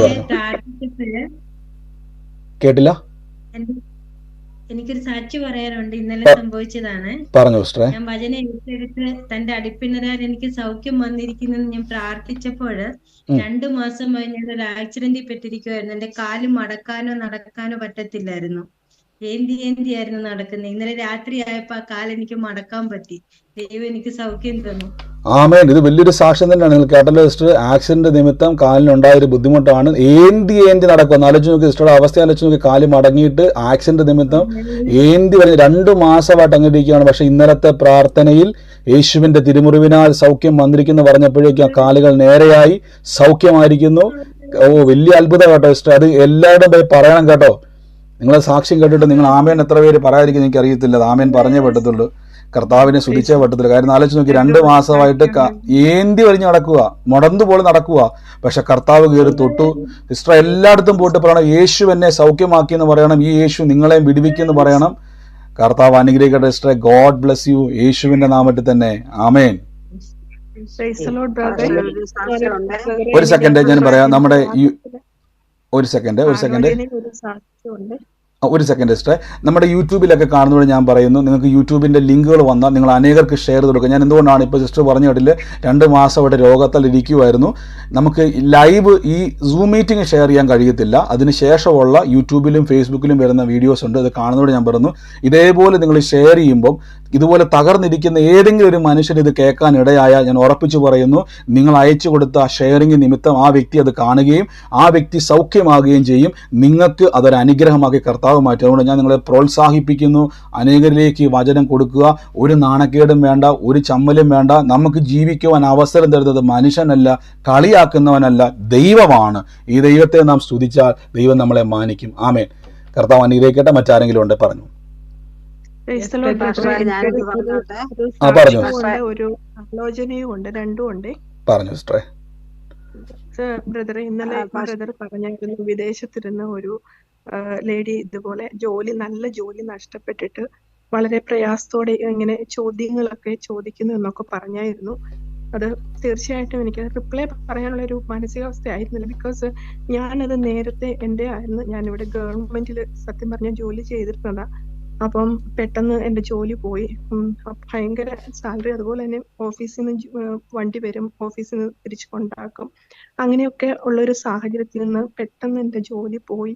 ഞാൻ സത്യം പറഞ്ഞ 4 ചുവരിൽ ഇരിക്കുന്ന ഒരു അവസ്ഥയായിരുന്നു. അപ്പം ബ്രദർ പറഞ്ഞ അതേ ചോദ്യം എൻ്റെ മക്കൾ പോലും എന്നോട് ചോദിക്കും, അമ്മ ജോലിയുള്ള അമ്മയാണ് ഞങ്ങൾക്ക് ഇഷ്ടം എന്നൊക്കെ പറയുമായിരുന്നു. എല്ലാവരും മാനിക്കുന്ന ഒരു അവസ്ഥയായിരുന്നു. പക്ഷെ എന്നാലും ജോലി ഇല്ലാത്തൊരവസ്ഥ വന്നപ്പോഴേക്കും നേരത്തെ അറിയാത്തവർ പോലും സംസാരിക്കുമായിരുന്നു. ഇപ്പോൾ അങ്ങനെ ആ ഒരു ഡിഫറെന്റ് ആയിട്ടൊരു ലെവലായിരുന്നു. അപ്പൊ ഞാനിങ്ങനെ ഇടയ്ക്ക് എന്നോട് തന്നെ ചോദിക്കും, ദൈവം എന്ത് ഒരവസ്ഥയാണെന്ന്. പക്ഷെ ഹസ്ബൻഡ് പ്രൈവറ്റ് ജോലിക്ക് എന്നെ വിടത്തുമില്ല. അപ്പൊ അങ്ങനെ ഒരു അവസ്ഥയിൽ ഞാൻ വളരെ ഭാരപ്പെട്ടിരുന്നു. എന്നാൽ അതാണ് എൻ്റെ ബ്രദർ പറഞ്ഞു, എന്നാലേ എന്നിലൂടെ ദൈവം ഒരു അനുഗ്രഹമാക്കി മാറ്റുമെന്ന്. എന്നാലേ ഈ പ്രേയറിൽ കയറിയപ്പോൾ സാക്ഷ്യപ്പെടുത്താനുള്ളത് എൻ്റെ ലൈഫിന്റെ ഒരു ഡിഫറെന്റ് ലെവലിലേക്ക് ഞാൻ പോയി. കാരണം ഇപ്പം എന്നെ പരിശുദ്ധാത്മാവാണ് എന്നെ നടത്തുന്നത്. ഞാൻ ചിന്തിക്കുന്നതിലുപരി ഞാൻ വിചാരിക്കുന്നുവോ ദൈവം തമ്പുരാൻ, ഞാൻ പരിശുദ്ധാത്മാവിനോട് എല്ലാം ചോദിക്കാറുണ്ട്, ഇങ്ങനെ ചെയ്യട്ടെ, ഇങ്ങനെ ആലോചന. ഒരു ചെറിയ ഉദാഹരണം പറഞ്ഞു കഴിഞ്ഞാല്, നാട്ടിലേക്ക് പോകാൻ ടിക്കറ്റ് ഒന്നും എടുത്തില്ല, ഒന്നുമില്ലായിരുന്നു. പക്ഷെ തക്ക സമയത്ത് 6 മാസം മുന്നേ, ബ്രദറിന് അറിയായിരിക്കും ഈ ഒരു ടൈമിലെ ടിക്കറ്റ് ലെവലൊക്കെ, 6 മാസം മുമ്പ് എടുത്ത ടിക്കറ്റിനേക്കാൾ ഏറ്റവും ഫെയർ കുറഞ്ഞ ഒരു ഏറ്റവും ബെസ്റ്റ് ആയിട്ടുള്ള ഒരു എയർവേസിൽ ഞങ്ങൾക്ക് ടിക്കറ്റ് കിട്ടാനിടയായി. അടുത്ത ദിവസം ഞങ്ങൾ നാട്ടിലേക്ക് പോവുകയാണ്. അതുപോലെ ഓരോ കാര്യങ്ങളും, ഈവൻ ഞാൻ നാട്ടിലേക്ക് കൊണ്ടുപോകേണ്ട സാധനങ്ങൾ ആരോടൊന്നും പറഞ്ഞിട്ടില്ല. പക്ഷെ പരിശുദ്ധാത്മാവ് കറക്റ്റായിട്ട് എനിക്കത് പാക്ക് ചെയ്ത് എൻ്റെ വീട്ടിൽ കൊണ്ടു തന്നു. കഴിഞ്ഞ ദിവസം ബ്രദറിനോട് തുറന്നു പറഞ്ഞാൽ എനിക്കത് പരിശുദ്ധാത്മാവിനോട് ചോദിക്കും, എന്നെ ഇത്ര സ്നേഹിക്കാൻ ഞാൻ ആരാണെന്ന് പോലും ഞാൻ ചോദിച്ചു പോയി. കാരണം ഞാൻ ചിന്തിക്കുന്നതിനപ്പുറം ബ്രദറിനോട് പറയാം, ആരോടും ഞാൻ ഷെയർ ചെയ്തിട്ടില്ലാത്ത കാര്യങ്ങൾ ഞാൻ അറിയാത്ത ആളുകളെ എനിക്ക് വേണ്ടി റെഡിയാക്കി വീട്ടിൽ കൊണ്ടുതന്നു എന്നൊക്കെ പറയുമ്പോൾ അതൊന്നും എനിക്ക് വിശ്വസിക്കാൻ അങ്ങോട്ട് പറ്റുന്നില്ല. ഹസ്ബൻഡ് ആണെങ്കിലും ഇപ്പം ഈ പ്രേയറിൽ ഒത്തിരി പുള്ളിക്കാണെങ്കിലും ഭയങ്കര ഒരു എക്സൈറ്റ്മെന്റാ. കാരണം പുള്ളിക്ക് മനസ്സിലായ ഇതിലൂടെ എനിക്ക് ഒരുപാട് ഞങ്ങളുടെ കുടുംബത്തിന് ഒരുപാട് അനുഗ്രഹങ്ങൾ ലഭിക്കുന്നെന്ന്. പിന്നെ ഞങ്ങളുടെ ഒരു കടയാണെങ്കിൽ 3-4 മാസം കൊണ്ട് കുറെ കടകളുണ്ട്. അപ്പം 3-4 മാസം കൊണ്ട് അതിന്റെ റെന്റിന് ഇല്ലാതെ കാലി കിടക്കും. അപ്പം പുള്ളി എപ്പോഴും പറയും എന്റെ പ്രസ്റ്റീജിന് ഇഷ്യൂ നാട്ടിൽ പോകുമ്പോൾ അത് വെറുതെ കിടക്കുകയാണെങ്കിൽ, എന്നാൽ അതും കഴിഞ്ഞ ദിവസം വന്ന് ആളെടുത്തു. അങ്ങനെ എങ്ങനെയെല്ലാം ദൈവം അനുഗ്രഹിക്കാമോ അതെല്ലാം പരിശുദ്ധാത്മാവ് ഞങ്ങളെ അനുഗ്രഹിച്ചുകൊണ്ടിരിക്കും. എത്ര പറഞ്ഞാലും മതി വരികയില്ല. 1000 ദൈവത്തിന് നന്ദി പാസ്റ്റർ. തീർച്ചയായിട്ടും. 1000 ആമേൻ ആമേൻ. തീർച്ചയായിട്ടും സിസ്റ്റർ പറഞ്ഞ പോലെ തകർന്നിരിക്കുന്ന അവസ്ഥയായിരുന്നു. സിസ്റ്റർ പറഞ്ഞ പോലെ തന്നെ വല്ലാത്തൊരു മാനസികാവസ്ഥയിലായിരുന്നു. അന്നാണ് പരിശുദ്ധാത്മാവ് പ്രവചനാലോചന പറഞ്ഞത്, അങ്ങനെ ഇരിക്കുന്ന ഒരാളെ കർത്താവ് തൊടുന്നു, അങ്ങനെ ഇരിക്കുന്ന അവസ്ഥയിൽ കണ്ണുനീരോടെ ഇരിക്കും. ആ ദൈവ ആലോചന പറഞ്ഞു. അതിനുശേഷം സിസ്റ്റർ പറഞ്ഞ പോലെ തന്നെ കർത്താവ് ആ ജീവിതത്തെ ഏറ്റെടുത്തു. പരിശുദ്ധാത്മാവ് ഇറങ്ങി വന്ന് തന്നെ ഓരോ കാര്യങ്ങൾ ചെയ്തെടുത്തു. ഒത്തിരി തടസ്സങ്ങളുണ്ടായിരുന്നു. ഇതൊക്കെയും കർത്താവ് ഇന്ന് കർത്താവിനെ സ്തുതിക്കുന്ന രീതിയിൽ നിരാശപ്പെട്ടു പോയ കുടുംബത്തെ പിടിച്ച് കയറ്റി കർത്താവിന് അനേക സാക്ഷ്യങ്ങളിലൂടെ നിർത്തുവാൻ ഇടയായി തീർന്നു. ഈ കർത്താവ് ഇന്നും ജീവിക്കുന്നു. അതുകൊണ്ടാണ് ഞാൻ പറഞ്ഞത്, കർത്താവിൻ്റെ ശരീരത്തിൻ്റെ തകർച്ചയാണ് എൻ്റെ അനുഗ്രഹമെന്ന് നിങ്ങൾ തിരിച്ചറിഞ്ഞോണം. കർത്താവിൻ്റെ ക്രൂശാണ് എൻ്റെ ബലവും ധൈര്യമെന്ന് തിരിച്ചറിഞ്ഞ് പ്രാർത്ഥിച്ചാൽ മതി. വഴികളെ അവൻ തുറക്കും. നന്ദി കർത്താവേ, പ്രിയമാക്ക് വേണ്ടി ദൈവം ചെയ്ത പ്രവർത്തിക്കായി നന്ദി. ഗോഡ് ബ്ലസ് യു സിസ്റ്ററെ, യേശുവിൻ്റെ നാമത്തിൽ തന്നെ ആമേൻ. കർത്താവ് അനുഗ്രഹിക്കട്ടെ. മറ്റാരെങ്കിലും ഉണ്ടോ? പറഞ്ഞോ പറഞ്ഞോ. ഒരു കഴിഞ്ഞ ദിവസം പാസ്റ്റർ ചാൾസിന് വേണ്ടി പ്രാർത്ഥിക്കാൻ പറഞ്ഞായിരുന്നു. അപ്പം ഞാൻ അത് ഏറ്റെടുത്തായിരുന്നു. എന്റെ മോന്റെ കൂട്ടുകാരനായിരുന്നു ചാൾസ്. അപ്പൊ അവന്റെ കല്യാണം അതിൽ ഉറപ്പിച്ചു ഇരിക്കുവായിരുന്നു. അന്നേരം പാസ്റ്റർ പറഞ്ഞപ്പോ തൊട്ട് ഞാൻ പ്രാർത്ഥിച്ചു, ദൈവമേ, ദൈവത്തിന്റെ ഹിതമാണെങ്കിൽ ഈ മോന്റെ കല്യാണം നടക്കാവൂന്ന് ഞാൻ പ്രാർത്ഥിച്ചു. അന്നേരം തൊട്ട് ഇതാ എന്റെ മനസ്സിൽ വരുന്നത്, അവന്റെ കല്യാണം നടക്കുവാണെങ്കിൽ ദൈവത്തിന്റെ ഹിതമാണെങ്കിൽ നടക്കാവുന്നേ. അന്നേരം അങ്ങനെ പ്രാർത്ഥിച്ചുകൊണ്ട് വന്നപ്പോഴാണ് പിന്നെ ഇന്നലെ മോൻ വിളിച്ചു പറഞ്ഞു അവന്റെ കല്യാണം മാറിപ്പോയെന്ന്. കാരണം അവര് ഹോള് വരെ ബുക്ക് ചെയ്തു പാസ്റ്ററെ, ഹോള് വരെ ബുക്ക് ചെയ്തു, എല്ലാം റെഡി ആയി കഴിഞ്ഞപ്പോൾ നമ്മൾ മാറിപ്പോയി. അത് ദൈവഹിതമല്ലായിരുന്നെന്ന് ഇപ്പൊ മനസ്സിലായി. ഇപ്പൊ അവരുടെ വീട്ടുകാർ ഞാൻ വിളിച്ചു പറഞ്ഞു ഇതുപോലെ. അന്നേരം പറഞ്ഞു അത് മാറിപ്പോയി, അവരുടെ ആ പെണ്ണുകൂട്ട് അത്ര അവർക്ക് പറ്റിയതല്ലായിരുന്നു പാസ്റ്ററെ. അതെ, തീർച്ചയായിട്ടും. നമ്മളെ ചില കാര്യങ്ങൾ സിസ്റ്റർ പറഞ്ഞ പോലെ നമ്മൾ ചിലപ്പോൾ ചിന്തിക്കുക കല്യാണം മുടങ്ങിയത് എന്തുകൊണ്ടെന്ന് ചോദിച്ചാൽ, കർത്താവ് നേരത്തെ തന്നെ സിസ്റ്റർ പറഞ്ഞ മകൻ്റെ പേര് വെളിപ്പെടുത്തിയിട്ട് പറഞ്ഞു അവന് വേണ്ടി പ്രാർത്ഥിക്കണം. അന്ന് മുതൽ പ്രിയ സഹോദരി പ്രാർത്ഥിക്കുമായിരുന്നു, കർത്താവ് ദൈവഹിതമല്ലാത്തതെല്ലാം മാറിപ്പോകണം. അപ്പോൾ നമ്മൾ എന്തെങ്കിലും ഒരു കല്യാണം മുടങ്ങിപ്പോയത് അപ്പോൾ കർത്താവിൻ്റെ പ്ലാൻ അല്ലായിരുന്നു. അതുകൊണ്ട് ഇപ്പോൾ ഫാമിലി പറഞ്ഞ പോലെ അത് ദൈവഹിതമല്ലായിരുന്നു. പിന്നീട് അവർക്ക് മനസ്സിലായി. അപ്പം നമ്മൾ ദൈവം ചില കാര്യങ്ങൾ വെളിപ്പെടുത്തുമ്പോൾ ചിലത് നമ്മുടെ ജീവിതത്തിൽ നിന്ന് മാറിപ്പോകുമ്പോൾ സങ്കടപ്പെടരുത്. കാര്യം ദൈവം ചിലപ്പോൾ നമുക്കത് നന്മയാക്കി വെച്ചതുകൊണ്ട് ചില നഷ്ടങ്ങൾ നമ്മളതോർത്ത് ദുഃഖിക്കരുത്. ചിലത് ദൈവം നന്മയാക്കി നമുക്ക് മാറ്റുന്നു. അതുകൊണ്ടാണ് ഇപ്പോൾ പറഞ്ഞതുപോലെ തന്നെ നമുക്ക് നോക്കുമ്പോൾ ചിലപ്പോൾ അത് മാറിപ്പോയല്ലോ, പക്ഷേ ആ ദൈവത്തിൻ്റെ ഹിതമല്ലാത്തത് കൊണ്ട് അത് നീങ്ങിപ്പോയി. ചിലപ്പോൾ വലിയൊരു ദുരന്തത്തിലേക്ക് ചിലപ്പോൾ ആ ഫാമിലി പോയേക്കാം ആ മകൻ്റെ ജീവിതം. അതുകൊണ്ട് കർത്താവ് അത് മുന്നമേ അറിയുന്നത് കൊണ്ട് ആ പ്രാർത്ഥിക്കുവാൻ കൃപ കൊടുത്തു. ദൈവഹിതത്തും പോലെ നടത്തിയത് നന്ദി. യേശുവിന്റെ നാമത്തിൽ തന്നെ. ഗോഡ് ബ്ലസ് യു സിസ്റ്ററെ. ഇനിയും പ്രാർത്ഥിക്കുക ക്രിസ്തു യേശുവിന്റെ നാമത്തിൽ തന്നെ. ആമേൻ. എന്തോ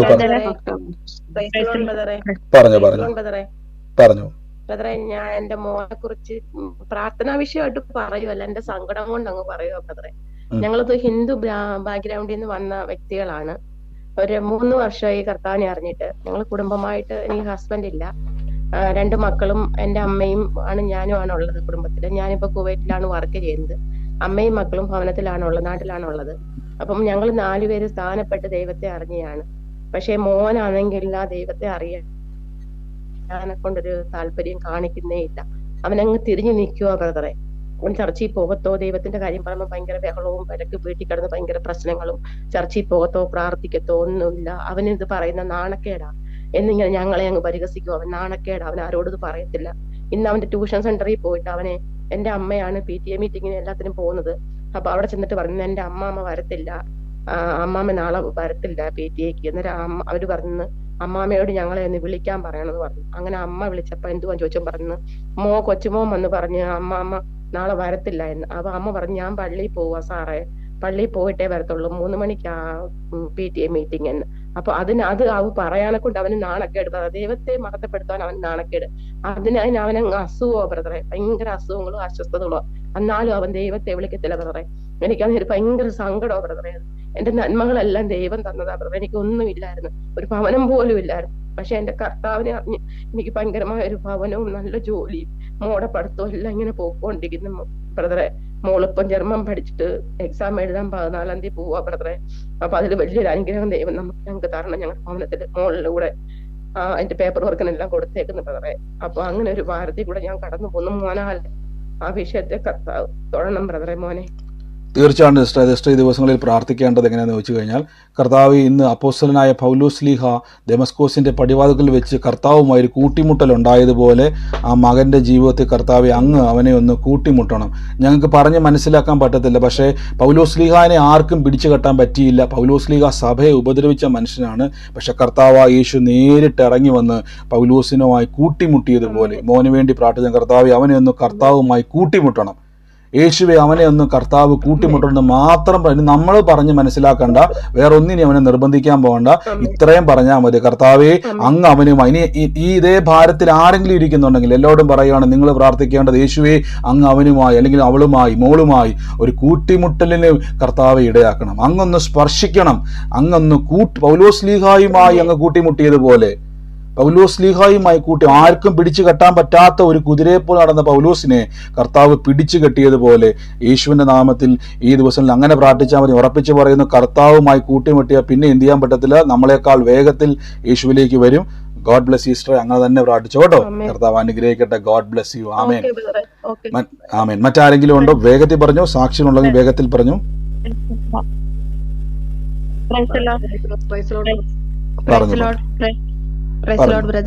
പറഞ്ഞു. എന്റെ മോളാണ് നീതു.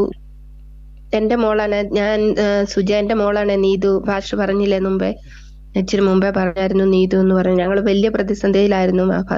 പക്ഷേ ഇപ്പോൾ അവൾക്ക് വേണ്ടി ഞങ്ങൾ പ്രാർത്ഥിച്ചുകൊണ്ടിരിക്കുക. അവളും ദൈവത്തെ അറിയാനായിട്ട് വലിയ പ്രതിസന്ധിയിലായിരുന്നു ഞാൻ. തീർച്ചയായിട്ടും സിസ്റ്റർ, ഈ ദിവസങ്ങളിൽ ഞാനിപ്പോൾ പറഞ്ഞ പോലെ തന്നെ പ്രാർത്ഥിച്ചോണം. കർത്താവ് ഇന്ന് ഞാൻ തുടക്കത്തിൽ ആ സഹോദരിക്ക് വേണ്ടി പറഞ്ഞല്ലോ, പൗലോസ് ലീഹായിനെ തൊട്ടതുപോലെ അങ്ങനെ കർത്താവുമായി ഒരു കൂട്ടിമുട്ടൽ മകൾക്കുണ്ടാകുവാൻ കർത്താവ് അങ്ങ് ഇടയാക്കണം. അങ്ങനെ തന്നെ പ്രാർത്ഥിച്ചു. കർത്താവ് ഇറങ്ങി വരും, നമുക്ക് വേണ്ടി കർത്താവ് തൊടും. കർത്താവ് തൊട്ടാൽ പിന്നെ ഒരു എക്സ്ക്യൂസും ഇല്ല. കർത്താവ് തൊട്ടാൽ പിന്നെ ഒന്നും കഴിയത്തില്ല. ഇത് പൗലോസ് ലീഹായിനെ ദൈവം ക്രിസ്തുവിലേക്ക് കൊണ്ടുവന്നുവെങ്കിൽ അതിനേക്കാൾ വലിയതല്ല നമ്മുടെ ഒന്നും. പൗലോസ് ലീഹയെ പറ്റി ബൈബിൾ പറയുന്ന അത്രത്തോളം ദുഷ്ട മനുഷ്യനായിരുന്നു. അദ്ദേഹത്തെ കർത്താവ് തൊട്ട് നമുക്കിന്ന് ഈ ലേഖനങ്ങളൊക്കെ എഴുതി തന്നത് പൗലോസ് ലീഹായിലൂടെയാണ്, പരിശുദ്ധാത്മാവ്. അങ്ങനെയെങ്കിൽ കർത്താവ് തൊട്ടാൽ അങ്ങനെയാണ്. അങ്ങനെ തന്നെ പ്രാർത്ഥിച്ചു. സഹോദരി ദൈവം വെളിപ്പെടുത്തിയതാണ് മകളുടെ പേര്. യേശുവിന്റെ നാമത്തിൽ എടുത്തു കേട്ടോ. കർത്താവ് അനുഗ്രഹിക്കട്ടെ. God bless you. ആമേൻ. ആമേൻ. സുശീല സഹോദരി, ഞാൻ മ്യൂട്ട് ചെയ്തിട്ടില്ല. സാക്ഷ്യം ഓപ്പൺ ചെയ്ത് പറയാൻ കൊണ്ട് എനിക്ക് മെസ്സേജ് അയക്കുന്നുണ്ട്. കുറെ പേർക്ക് മ്യൂട്ട് ചെയ്യാൻ പറ്റുന്നത് എനിക്ക് അറിയത്തില്ല എന്താണോ. ഞാൻ എല്ലാവരെയും അൺമ്യൂട്ട് ചെയ്തിട്ടുണ്ട്. ഇപ്പം എനിക്കറിയത്തില്ല. സൗരി പറഞ്ഞു, നിങ്ങൾ മ്യൂട്ട് എല്ലാവരെയും അൺമ്യൂട്ട്. ഞാൻ ഇവിടുന്ന് അല്ലാത്തപ്പോൾ ഞാൻ മ്യൂട്ട് ചെയ്യും. ഇപ്പം എല്ലാം അൺമ്യൂട്ട് ചെയ്തിട്ടുണ്ട്. പറഞ്ഞു, സാക്ഷ്യം പറഞ്ഞു. പറഞ്ഞു സിസ്റ്ററെ. Hello, Susheela sister. പറഞ്ഞു സിസ്റ്ററെ. ഞാൻ കേൾക്കുന്നുണ്ട്. പറഞ്ഞു. പിന്നെ ബ്രദറെ, ഞാൻ എൻ്റെ മോൻ മാസമായിട്ടും ജോലിയൊന്നും ആയില്ലെന്ന് പറഞ്ഞ് ഞാൻ ഹലോ കേൾക്കുന്നുണ്ട്. മോൻ അമലിന് ജോലി ഒന്നും ആയിട്ടില്ലെന്ന് പറഞ്ഞ് അയച്ചായിരുന്നു. അങ്ങനെ മോൻ ഇപ്പോൾ ഒരു ഫാർമസിയിൽ ഡ്രൈവറായിട്ട് ജോലി കിട്ടി. കർത്താവിന് മഹത്വം. ബ്രദർ എൻ്റെ അടുത്ത് പറഞ്ഞായിരുന്നു, അങ്ങനെ യഹോവ ഇരേ, ദൈവം കരുതും,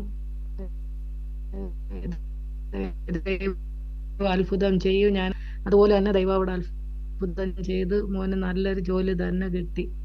ആമേൻ. തീർച്ചയായിട്ടും കർത്താവ് വിശ്വസ്തനാണ്. കർത്താവ് ദൈവം ഇനിയും നന്മ തുറക്കും, ഇനിയും അനുഗ്രഹമാക്കി തീർക്കും. പ്രാർത്ഥിച്ചോണം, വർദ്ധിക്കുമെന്ന് തന്നെ പ്രാർത്ഥിക്കണം. കർത്താവ് നടക്കും കേട്ടോ. ഗോഡ് ബ്ലെസ് യു സിസ്റ്ററെ. കർത്താവ് അനുഗ്രഹിക്കട്ടെ. ആമേൻ. ആമേൻ. കർത്താവ് അനുഗ്രഹിക്കട്ടെ. അതുപോലെ ഇന്നൊക്കെ വന്ന് തട്ടി പ്രതിസന്ധിയിലൂടെ പോകുന്ന ഞാനാണ് ഏറ്റെടുത്തോ സിസ്റ്ററെ. ഞാനതിനെ ഞാൻ പറഞ്ഞില്ല, ഏറ്റെടുത്തോണം. കർത്താവിന്റെ നാമത്തിലേക്ക് ഏറ്റെടുത്തോണം. കർത്താവ് അത് തിരിച്ചറിയും കേട്ടോ. God bless you. നിങ്ങൾ പ്രയർ റിക്വസ്റ്റ് അയക്കുന്നവർ പറഞ്ഞു. പ്രൈസ് ലോർഡ് ബ്രദറെ. പറഞ്ഞു. കേക്കാവോ? കേൾക്കുന്നുണ്ട് സിസ്റ്റർ. പറഞ്ഞു. Pastor praise Lord. എൻ്റെ പേര് അനു എന്നാണ്. ഞാൻ ഓസ്ട്രേലിയയിൽ നിന്നാണ് കയറിയിരിക്കുന്നത്. ഞാൻ ഒരു മീറ്റിങ്ങിനെ ആകെ കയറിയിട്ടുള്ളൂ. ഞാൻ ഇവിടുത്തെ ടൈം ഇപ്പൊ 2:30 പലപ്പോഴും ഞാൻ വിചാരിക്കും, പക്ഷെ ഞാൻ ഉറങ്ങിപ്പോകും. ഇന്ന് എനിക്ക് കയറാൻ ദൈവം സഹായിച്ചു. ഞാൻ നേഴ്സാണ്. ഞാൻ കുവൈറ്റിലായിരുന്നു. അവിടുന്ന് ദൈവത്തിന്റെ ഒരു പദ്ധതി പോണക്ക് ഞാൻ ഇങ്ങോട്ട് വന്നതാണ്. പക്ഷെ ഞാൻ വന്ന സ്റ്റുഡന്റ് വിസയിലാണ്. പക്ഷെ അവര്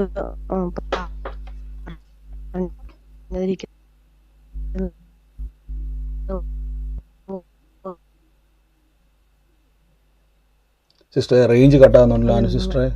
ഞങ്ങൾക്കിവിടെ ജോലിയൊന്നും രീതി വേണം. ഞാൻ പ്രതിസന്ധിയിലെ എക്സാം എനിക്ക് ആദ്യം എഴുതിയിട്ട് പാസ്സാവുമ്പോൾ കേൾക്കാമോ പാസ്റ്ററെ? ഇടയ്ക്ക് കട്ടായെന്ന് പറഞ്ഞോ, കുഴപ്പമില്ല പറഞ്ഞു. പാസ്റ്ററെ കേൾക്കാമോ? ആ ഇടയ്ക്ക് കട്ടായിരുന്നു. ഇനി പറഞ്ഞു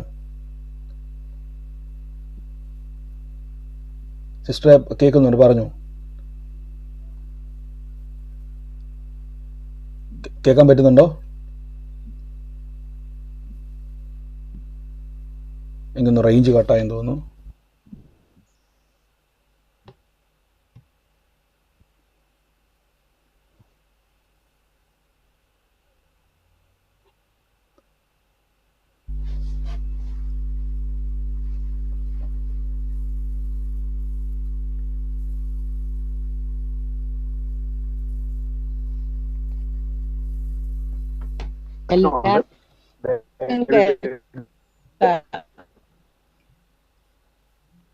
ഒരു സെക്കൻഡ്, ഇവിടുന്ന് എനിക്ക് ഓഡിയോ കട്ടായതാണ്. നിങ്ങൾ ആരും മ്യൂട്ട് മാറ്റി ഓഡിയോ കട്ടാകുന്ന സമയത്ത് സംസാരിക്കരുത്. ഒരു മിനിറ്റ്, എനിക്ക് ഇവിടുന്ന് ഓഡിയോ കട്ടായതാണ്, ലൈവ് കട്ടായിട്ടുണ്ട്, അതുകൊണ്ടാണ്. ഒരു സെക്കൻഡ്. ഓക്കെ, മറ്റാർക്കെങ്കിലും സാക്ഷ്യം പറയാനുണ്ടോ?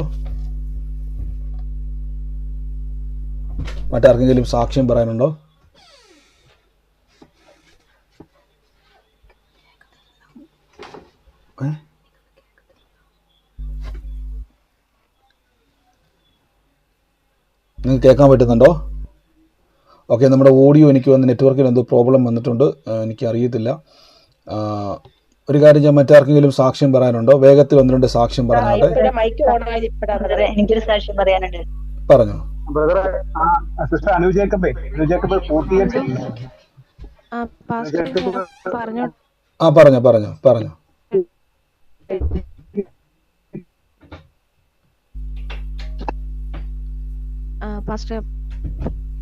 പറഞ്ഞോ സിസ്റ്റർ, എനിക്ക് വന്ന നെറ്റ്വർക്ക് അപ്പൊ സാമ്പത്തികമായിട്ട് ഭയങ്കര ഒരു തകർച്ച വന്നു. അപ്പൊ ഞാൻ മാത്രം എന്റെ മിസ്റ്റേക്ക് ആയതുകൊണ്ട് എനിക്കത് ആരോടും പറയാൻ പറ്റാതെ ഞാൻ വളരെയധികം നിലവിളിച്ച് കരയായിരുന്നു. എനിക്കാണെങ്കിൽ അത് ആ ഒരു ഹൃദയം തകർന്നിട്ട് എനിക്ക് വചനം എല്ലാം എൻ്റെ ഹൃദയത്തിലുണ്ട്, പക്ഷെ എനിക്കത് വിശ്വാസമായിട്ട് ഏറ്റെടുക്കാൻ പറ്റാതെ ഞാൻ ദൈവത്തോട് ഇങ്ങനെ പറഞ്ഞു, ദൈവമേ എനിക്കിതൊന്നും ഫേസ് ചെയ്യാൻ വയ്യ, എൻ്റെ പ്രാണനെ അവിടെ നിന്ന് എടുത്തുകൊണ്ട് എനിക്ക് ജീവിച്ചിരിക്കാൻ ഒരു യോഗ്യതയില്ല, ഞാൻ ദൈവത്തിന്റെ മകളായിട്ട് ഞാൻ ചെയ്യാൻ പാടില്ലാത്തത് ചെയ്തു പോയി. അങ്ങനെ ഒരു കുറ്റബോധത്തിൽ ഞാൻ അങ്ങനെയൊക്കെ പ്രാർത്ഥിച്ചു പോയി. എന്നിട്ട് ഞാൻ അങ്ങനെ വളരെ ഭാരപ്പെട്ട് എനിക്ക് ആരോടും പറയാൻ പറ്റാതെ ഇരുന്നപ്പം ഒരു ദൈവദാസൻ അത് വെളിപ്പെട്ട് കിട്ടിയിട്ട് അദ്ദേഹം എന്നെ വിളിച്ചിട്ട് പറഞ്ഞു, സിസ്റ്റർ പരിശുദ്ധാത്മാവ് വെളിപ്പെടുത്തി, സിസ്റ്റർ ഒരുപാട് ഭാരപ്പെട്ടിരിക്കുന്നു, അങ്ങനെ ഇരിക്കാനല്ല ദൈവം ആഗ്രഹിക്കുന്നത്, അതിന്റെ മേലെ ജയം എടുക്കണമെന്ന് പറഞ്ഞു. ഞാൻ നോക്കിയിട്ട് പാസ്റ്ററെ ഞാൻ പോയിട്ടില്ലായിരുന്നു. ദൈവത്തോട് ഇങ്ങനെ പറഞ്ഞു, മിനിസ്ട്രി ജോലി ഉണ്ടായിരുന്നപ്പോൾ നമുക്ക് പിന്നെയും പറയാൻ ധൈര്യമുണ്ട്, എനിക്ക് ഇവിടെ വന്നിട്ട് വിസയില്ല, ജോലിയില്ല, ഇതെല്ലാം ഞാൻ എങ്ങനെ വീട്ടുമെന്ന് എനിക്കറിയത്തില്ലാതെ ഇല്ലാത്തതിനെ ഉള്ളതുപോലെ വിളിച്ചു വരുത്താൻ കഴിവുള്ള ഒരു ദൈവത്തെ ഞാൻ വിളിക്കുന്നു, പക്ഷെ എനിക്ക് അത് വിശ്വാസമായിട്ട് വ്യാപരിക്കുന്നില്ല. അങ്ങനെ ഞാൻ ഭാരപ്പെട്ട് ഞാൻ ഫാസ്റ്റിംഗ് എടുത്തു. എനിക്ക് ഇതിനകത്ത് ഓവർകം ചെയ്യാനായിട്ട് ഞാൻ കഴിഞ്ഞ 40 ദിവസമായിട്ട് ഫാസ്റ്റിങ്ങിലാണ്. അന്നേരം കർത്താവ് എന്നിട്ട് എനിക്ക് അല്പമായി എനിക്ക് വിശ്വാസം വന്നു തുടങ്ങി. അത് കഴിഞ്ഞിട്ട് എനിക്ക് ഇവിടെ ഒറ്റ ഒരു ഓപ്ഷനുള്ള, ഇപ്പൊ എനിക്ക് അടുത്ത സ്റ്റുഡന്റ് വിസയിലേക്ക് പോകണം, അപ്പൊ അതിന് വേണ്ടിയിട്ട് പൈസ വേണം. അപ്പൊ ഞാനിങ്ങനെ വിശ്വസിച്ചിരുന്നു, എനിക്ക് ഡ്യൂട്ടി ഒന്നും കിട്ടുന്നില്ലായിരുന്നു. അന്നേരം ഞാൻ വിശ്വസിച്ച് ഇരുന്നു. അപ്പൊ ഞങ്ങളുടെ ചർച്ചിലുള്ള ഒരു സിസ്റ്റർ എന്നോട് ചോദിച്ചു, മോക്ക അക്കൗണ്ട് നമ്പർ ഉണ്ടോന്ന്. അപ്പൊ ഞാൻ വിചാരിച്ചു എന്നോടുള്ള സിമ്പതി കൊണ്ടായിരിക്കും. ഞാൻ പറഞ്ഞു, സിസ്റ്ററെ എനിക്ക് എന്റെ ബുദ്ധിമുട്ട് അറിഞ്ഞിട്ടാണെങ്കിൽ എനിക്ക് വേണ്ട. അപ്പൊ പറഞ്ഞു, സിസ്റ്ററെ എനിക്ക് ബുദ്ധിമുട്ടൊന്നും അറിയത്തില്ല, ദൈവാത്മാവ് പറഞ്ഞു, അത് ഞാൻ അനുസരിക്കുന്നു, അത്രേ ഉള്ളെന്ന് പറഞ്ഞു. അപ്പൊ ദൈവം പറഞ്ഞെന്ന് പറഞ്ഞപ്പോ ഞാൻ അക്കൗണ്ട് നമ്പർ കൊടുത്തു. ഞാൻ വിചാരിച്ചു എനിക്ക് അങ്ങോട്ടും ഇങ്ങോട്ടും ട്രെയിനിന് പോകാനുള്ള പൈസ വല്ലതും ആയിരിക്കുന്നു. സിസ്റ്റർ എനിക്ക് $1000 അയച്ചു തന്നു. അത് ഫസ്റ്റ് ഗഡു പോണൊക്കെ കൊടുക്കാനായിട്ട് ദൈവം എന്നെ സഹായിച്ചു. പക്ഷെ എന്റെ മുമ്പിൽ ഇപ്പോഴും ഒത്തിരി പ്രതിസന്ധിയാണ്. ഞാനത് ദൈവത്തിന്റെ ഒരു പാസ്റ്ററുടെ മെസ്സേജ് ഞാൻ കേട്ടായിരുന്നു. ദൈവം എന്തെങ്കിലും നമുക്ക് വേണ്ടി പ്രവർത്തിക്കുമ്പോൾ അതിന് അടയാളമായിട്ട് നമുക്ക് വചനം കിട്ടുമെന്ന്.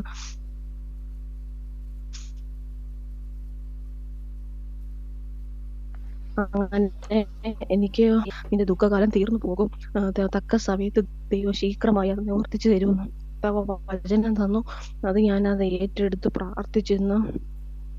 എന്നിട്ട് എനിക്ക് കൊടുക്കാനുള്ള നാട്ടിൽ എനിക്ക് ഏകദേശം 10 ലക്ഷം രൂപയോളം, ഇവിടെ ഒരു $3,500 ഇവിടെയും കടമായി. ഞാൻ എഴുതി എൻ്റെ ദൈവം എൻ്റെ ബുദ്ധിമുട്ടൊക്കെ ഇന്ന വ്യക്തിക്ക് കൊടുക്കാൻ ദൈവം എന്നെ അനുവദിക്കുമെന്ന് പറഞ്ഞു.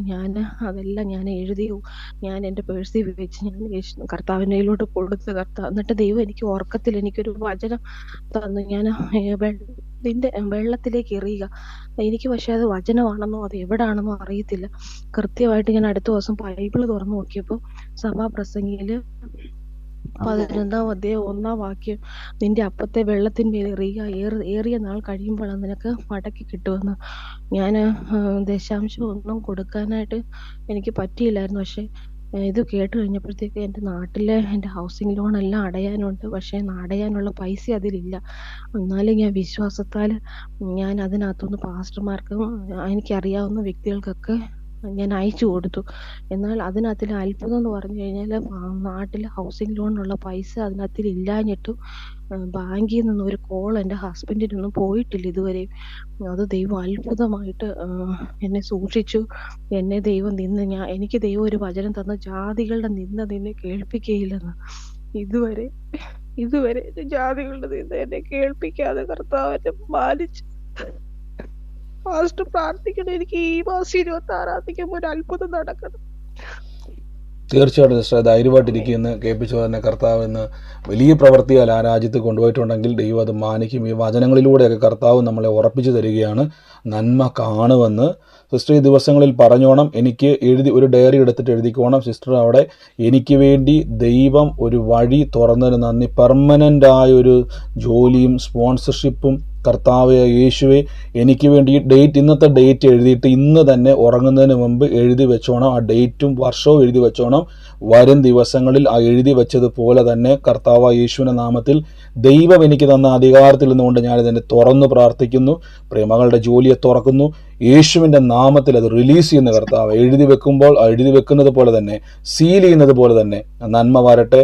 മനുഷ്യർക്ക് അസാധ്യം, പക്ഷെ ദൈവത്തിന് കഴിയും. ദൈവം അത് ചെയ്യുമല്ലോ അപ്പ. ഞങ്ങൾക്ക് വേണ്ടി പിതാവെ അങ്ങ് ചെയ്തതിന് നന്ദി, യേശുവിന്റെ നാമത്തിൽ തന്നെ ആമേൻ. ധൈര്യമായിട്ടിരിക്കും, കർത്താവ് തുറക്കും കേട്ടോ. പറഞ്ഞു സിസ്റ്ററെ. ബ്രദറെ, ഇന്ന് എന്റെ ഓഫീസിൽ മീറ്റിംഗ് ഉണ്ടായിരുന്നു. ഒരു 10-35 പേരുണ്ടായിരുന്നു.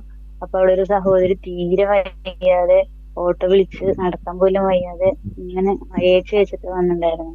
അപ്പൊ അത് ഇങ്ങനെ തലകുമ്പിട്ടിരിക്കണ്ട. എനിക്ക് തിരക്ക് കാരണം ചോദിക്കാൻ പറ്റിയില്ല. കുറച്ച് കഴിഞ്ഞപ്പോ അവരെന്റെ അടുത്ത് വന്നിട്ട് പറഞ്ഞു, എനിക്ക് തീരെ വയ്യാലേ, എനിക്ക് തീരെ വയ്യാന്ന് പറഞ്ഞപ്പോ ഞാന് കുറെ പേരുണ്ട്, പക്ഷെ അവരുടെ മുന്നിൽ വെച്ചിട്ട് നമുക്ക് അധികമൊന്നും പ്രാർത്ഥിക്കാൻ പറ്റിയാണ്.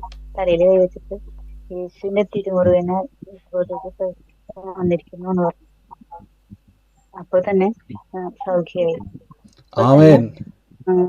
അത് സൗഖ്യമായി. എന്നിട്ട് ഇപ്പൊ കുറച്ചു മുമ്പ് വിളിച്ചിട്ട് പറഞ്ഞു, ഞാന് ഇങ്ങോട്ട് ഓട്ടോറിക്ഷ വിളിച്ച് വയ്യാതെയാണ് വന്നത്. പക്ഷെ തിരിച്ചു പോകുമ്പോ ഞാൻ നടന്നിട്ടാ പോയേ വീട്ടിലേക്ക്. വീട് ഒരു കുഴപ്പമില്ല, ഇപ്പൊ ഞാൻ വീട്ടിലെ പണിയൊക്കെ ചെയ്യുന്നുണ്ട്.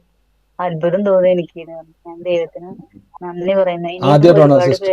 ആദ്യമായിട്ടാണ് അനുഭവം ഉണ്ടാകുന്നത് ഒരാൾക്ക് വേണ്ടി പ്രാർത്ഥിച്ചിട്ട്. ഒരു വട്ടം കൂടി ഈ സഹോദരിക്ക് തന്നെ ഒരു 1.5 വർഷം മുമ്പ് ഞാൻ കഴിച്ച് പ്രാർത്ഥിച്ചപ്പോ അവര് ഗോവണിന്ന് വീണിട്ട് കൈ എന്നും വേദനയായിരുന്നു. അത് സൗഖ്യമായി. ഇതുവരെ പിന്നെ ഉണ്ടായിട്ടില്ല എന്ന് പറഞ്ഞവര്. അന്ന് നീ പ്രാർത്ഥിച്ചതിന് ശേഷം ആ വേദന ഇതുവരെ ഉണ്ടായിട്ടില്ല. അപ്പൊ ഒരുപാട് പേരെ സൗഖ്യമാക്കാൻ പ്രാർത്ഥിക്കാനും അവർക്ക് സൗഖ്യപ്പെടുത്താനുള്ള ഒരു ശക്തി ദൈവം തരണേ എന്നാണ് എന്റെ പ്രാർത്ഥന. തീർച്ചയായിട്ടും കർത്താവ് തരുന്ന സിസ്റ്റർ എന്നൊക്കെ പറഞ്ഞ പോലെ ഓട്ടോറിക്ഷ പിടിച്ച് ക്ഷീണിച്ച് അവശ്യമായിട്ടാണ് വന്നത്. ആൾക്കാരിവിടെ ഉണ്ടായിരുന്നു. പക്ഷേ സിസ്റ്റർ എന്ത് ചെയ്തു? അത് ഞാൻ പറഞ്ഞു, നമ്മൾ കേട്ട സുവിശേഷം നമ്മളെ നിർബന്ധിക്കും. കൈവച്ച് പ്രാർത്ഥിച്ചു. ആ സഹോദരി പറഞ്ഞു ഇങ്ങോട്ട് ഓട്ടോ പിടിച്ച് ക്ഷീണിച്ച് അവശ്യമായിട്ടാണ് വന്നത്, പക്ഷെ തിരിച്ച് നടന്നുപോയി, ഒരു കുഴപ്പമില്ല, നന്നായിട്ട് ജോലി ചെയ്തു, യേശു സൗഖ്യമാക്കിയെന്ന് വിളിച്ചു പറയാൻ ഇടയായി തീർന്നു. അപ്പം നിങ്ങൾ ഈ ദിവസങ്ങളിൽ ഇതുപോലെ പ്രാർത്ഥിച്ചോണം. നിങ്ങളിലൂടെ കർത്താവ് പ്രവർത്തിക്കും. നിങ്ങളുടെ കൈ യേശുവിൻ്റെ കൈയാണ്. അനേക രോഗികളെ സൗഖ്യമാക്കുവാൻ കർത്താവ് വെച്ചിരിക്കുന്ന കരമാണ്, നാവാണ്. ഉപയോഗിക്കുക. ദൈവം അത്ഭുതം ചെയ്യും. ആമേൻ. കർത്താവ് അനുഗ്രഹിക്കട്ടെ സിസ്റ്ററെ. God bless U. മറ്റാരെങ്കിലും ഉണ്ടോ? പറഞ്ഞു.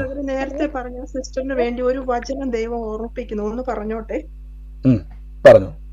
പുറപ്പാട് 34:10 ഇങ്ങനെ പറയുന്നു, യഹോവ അരുളിച്ചെന്നാല് കർത്താവ് ഒരു നിയമം ഉണ്ടാക്കുന്നു, ഭൂമിയിൽ എങ്ങും ഒരു ജാതിയിൽ സംഭവിച്ചിട്ടില്ലാത്ത അത്ഭുതങ്ങൾ കർത്താവ് എന്റെ സർവ്വജനത്തിന് മുമ്പാകെ ചെയ്യും. ഞാൻ സഹവാസം ചെയ്തു പോരുന്ന ജനമൊക്കെയും എന്റെ പ്രവൃത്തികളെ കാണും. എന്റെ കർത്താവ് എനിക്ക് വേണ്ടി ചെയ്യാനിരിക്കുന്നത് ഭയങ്കരമായുള്ളത് തന്നെയെന്ന്. ആമേൻ. സിസ്റ്റർ തീർച്ചയായിട്ടും ആ വചനം ജസ്റ്റ് ഒന്ന് ടൈപ്പ് ചെയ്തും കൂടെ, മീൻസ് വാക്യം കൂടെ ഒന്ന് അയച്ചേക്കണം. ആ സഹോദരി അനുസഹോദരി ആ വചനം വെച്ച് പ്രാർത്ഥിച്ചോണം. ഇപ്പം തന്നെ സിസ്റ്റർ ആ വാക്യം ഒന്ന് സെൻഡ് ചെയ്തോണം കേട്ടോ. ഇപ്പം തന്നെ സെൻഡ് ചെയ്തു. ഓക്കെ. God bless you. കർത്താവ് അനുഗ്രഹിക്കട്ടെ. മറ്റാരെങ്കിലും ഉണ്ടോ ഈ സാക്ഷ്യം പറയാൻ? ഒരു സിസ്റ്റർ, ഒരു മിനിറ്റ്, ഒരു പുഷ്പ എന്ന് പറഞ്ഞ ഒരു സഹോദരി ഇപ്പം എനിക്കൊരു വാട്സാപ്പ് ഇതിന് നമ്മുടെ ലൈവിൽ ഒരു മെസ്സേജ് ഇട്ടിട്ടുണ്ട്. വയറ് വീർത്തിട്ട് സ്കാൻ റിപ്പോർട്ട് വന്നേക്കുന്നതിന് ഇപ്പം കണ്ടു. നമുക്ക് ഒരുമിച്ച് ആ സഹോദരിക്ക് വേണ്ടി ഒന്ന് പ്രാർത്ഥിക്കാം. കർത്താവേ, യേശുവിൻ്റെ നാമത്തിൽ ആ സ്കാൻ റിപ്പോർട്ട് കണ്ടിട്ടാണ് അവരിപ്പം മെസ്സേജ് അയച്ചേക്കുന്നത്. ഒന്ന് കൽപ്പിച്ച് യേശുവിൻ്റെ നാമത്തിൽ ആ ബൾജ് ചെയ്ത് നിൽക്കുന്ന എല്ലാ ബുദ്ധിമുട്ടും, നാളെ ഡോക്ടർ തന്നെ പറയും ഇനി ഒരു സർജറിയും വേണ്ട, ഒരു ട്രീറ്റ്മെൻറ്റും വേണ്ട, യേശു ജീവിക്കുന്നത് കൊണ്ട് കർത്താവിൻ്റെ തിരുമുറിവിനാൽ ഞങ്ങൾക്ക് അത്ഭുതമുണ്ട്. അമ്മക്ക് വേണ്ടി കൽപ്പിച്ചു പ്രാർത്ഥിക്കുന്നു. കർത്താവേ, അങ്ങ് തൊട്ടതിന് നന്ദി, അങ്ങ് അത്ഭുതം ചെയ്തതിന് നന്ദി, യേശുവിൻ്റെ നാമത്തിൽ തന്നെ. ആമേൻ. കർത്താവ് വണ്ടിയിലേക്കട്ടെ. God bless U. മറ്റാരെങ്കിലും ഉണ്ടോ സാക്ഷ്യം പറയാൻ? പറഞ്ഞു പറഞ്ഞു പറഞ്ഞു പറഞ്ഞു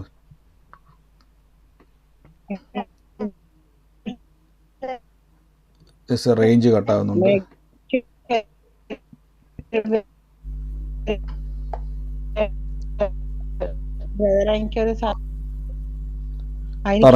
എനിക്കൊരു സാക്ഷിയുണ്ട് ബ്രദറെ. പറഞ്ഞു ബ്രദറെ, എനിക്കൊരു സാക്ഷ്യമുണ്ട്. പറഞ്ഞു. തീർച്ചയായിട്ടും.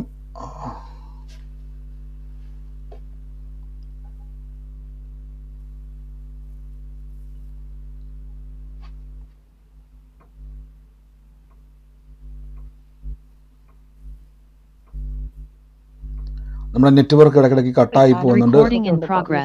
നെറ്റ്വർക്ക് കട്ടായി പോകുന്നുണ്ട്. നിങ്ങൾ പെട്ടെന്ന് പറഞ്ഞാൽ ഞാൻ ഒന്ന് രണ്ട് സാക്ഷ്യമൊക്കെ ആയിട്ട് നമുക്ക് സ്റ്റോപ്പ് ചെയ്യാൻ എനിക്കറിയത്തില്ല. നെറ്റ്വർക്കിന് എന്തോ ഒരു പ്രോബ്ലം ഉണ്ടാകുന്നുണ്ട്.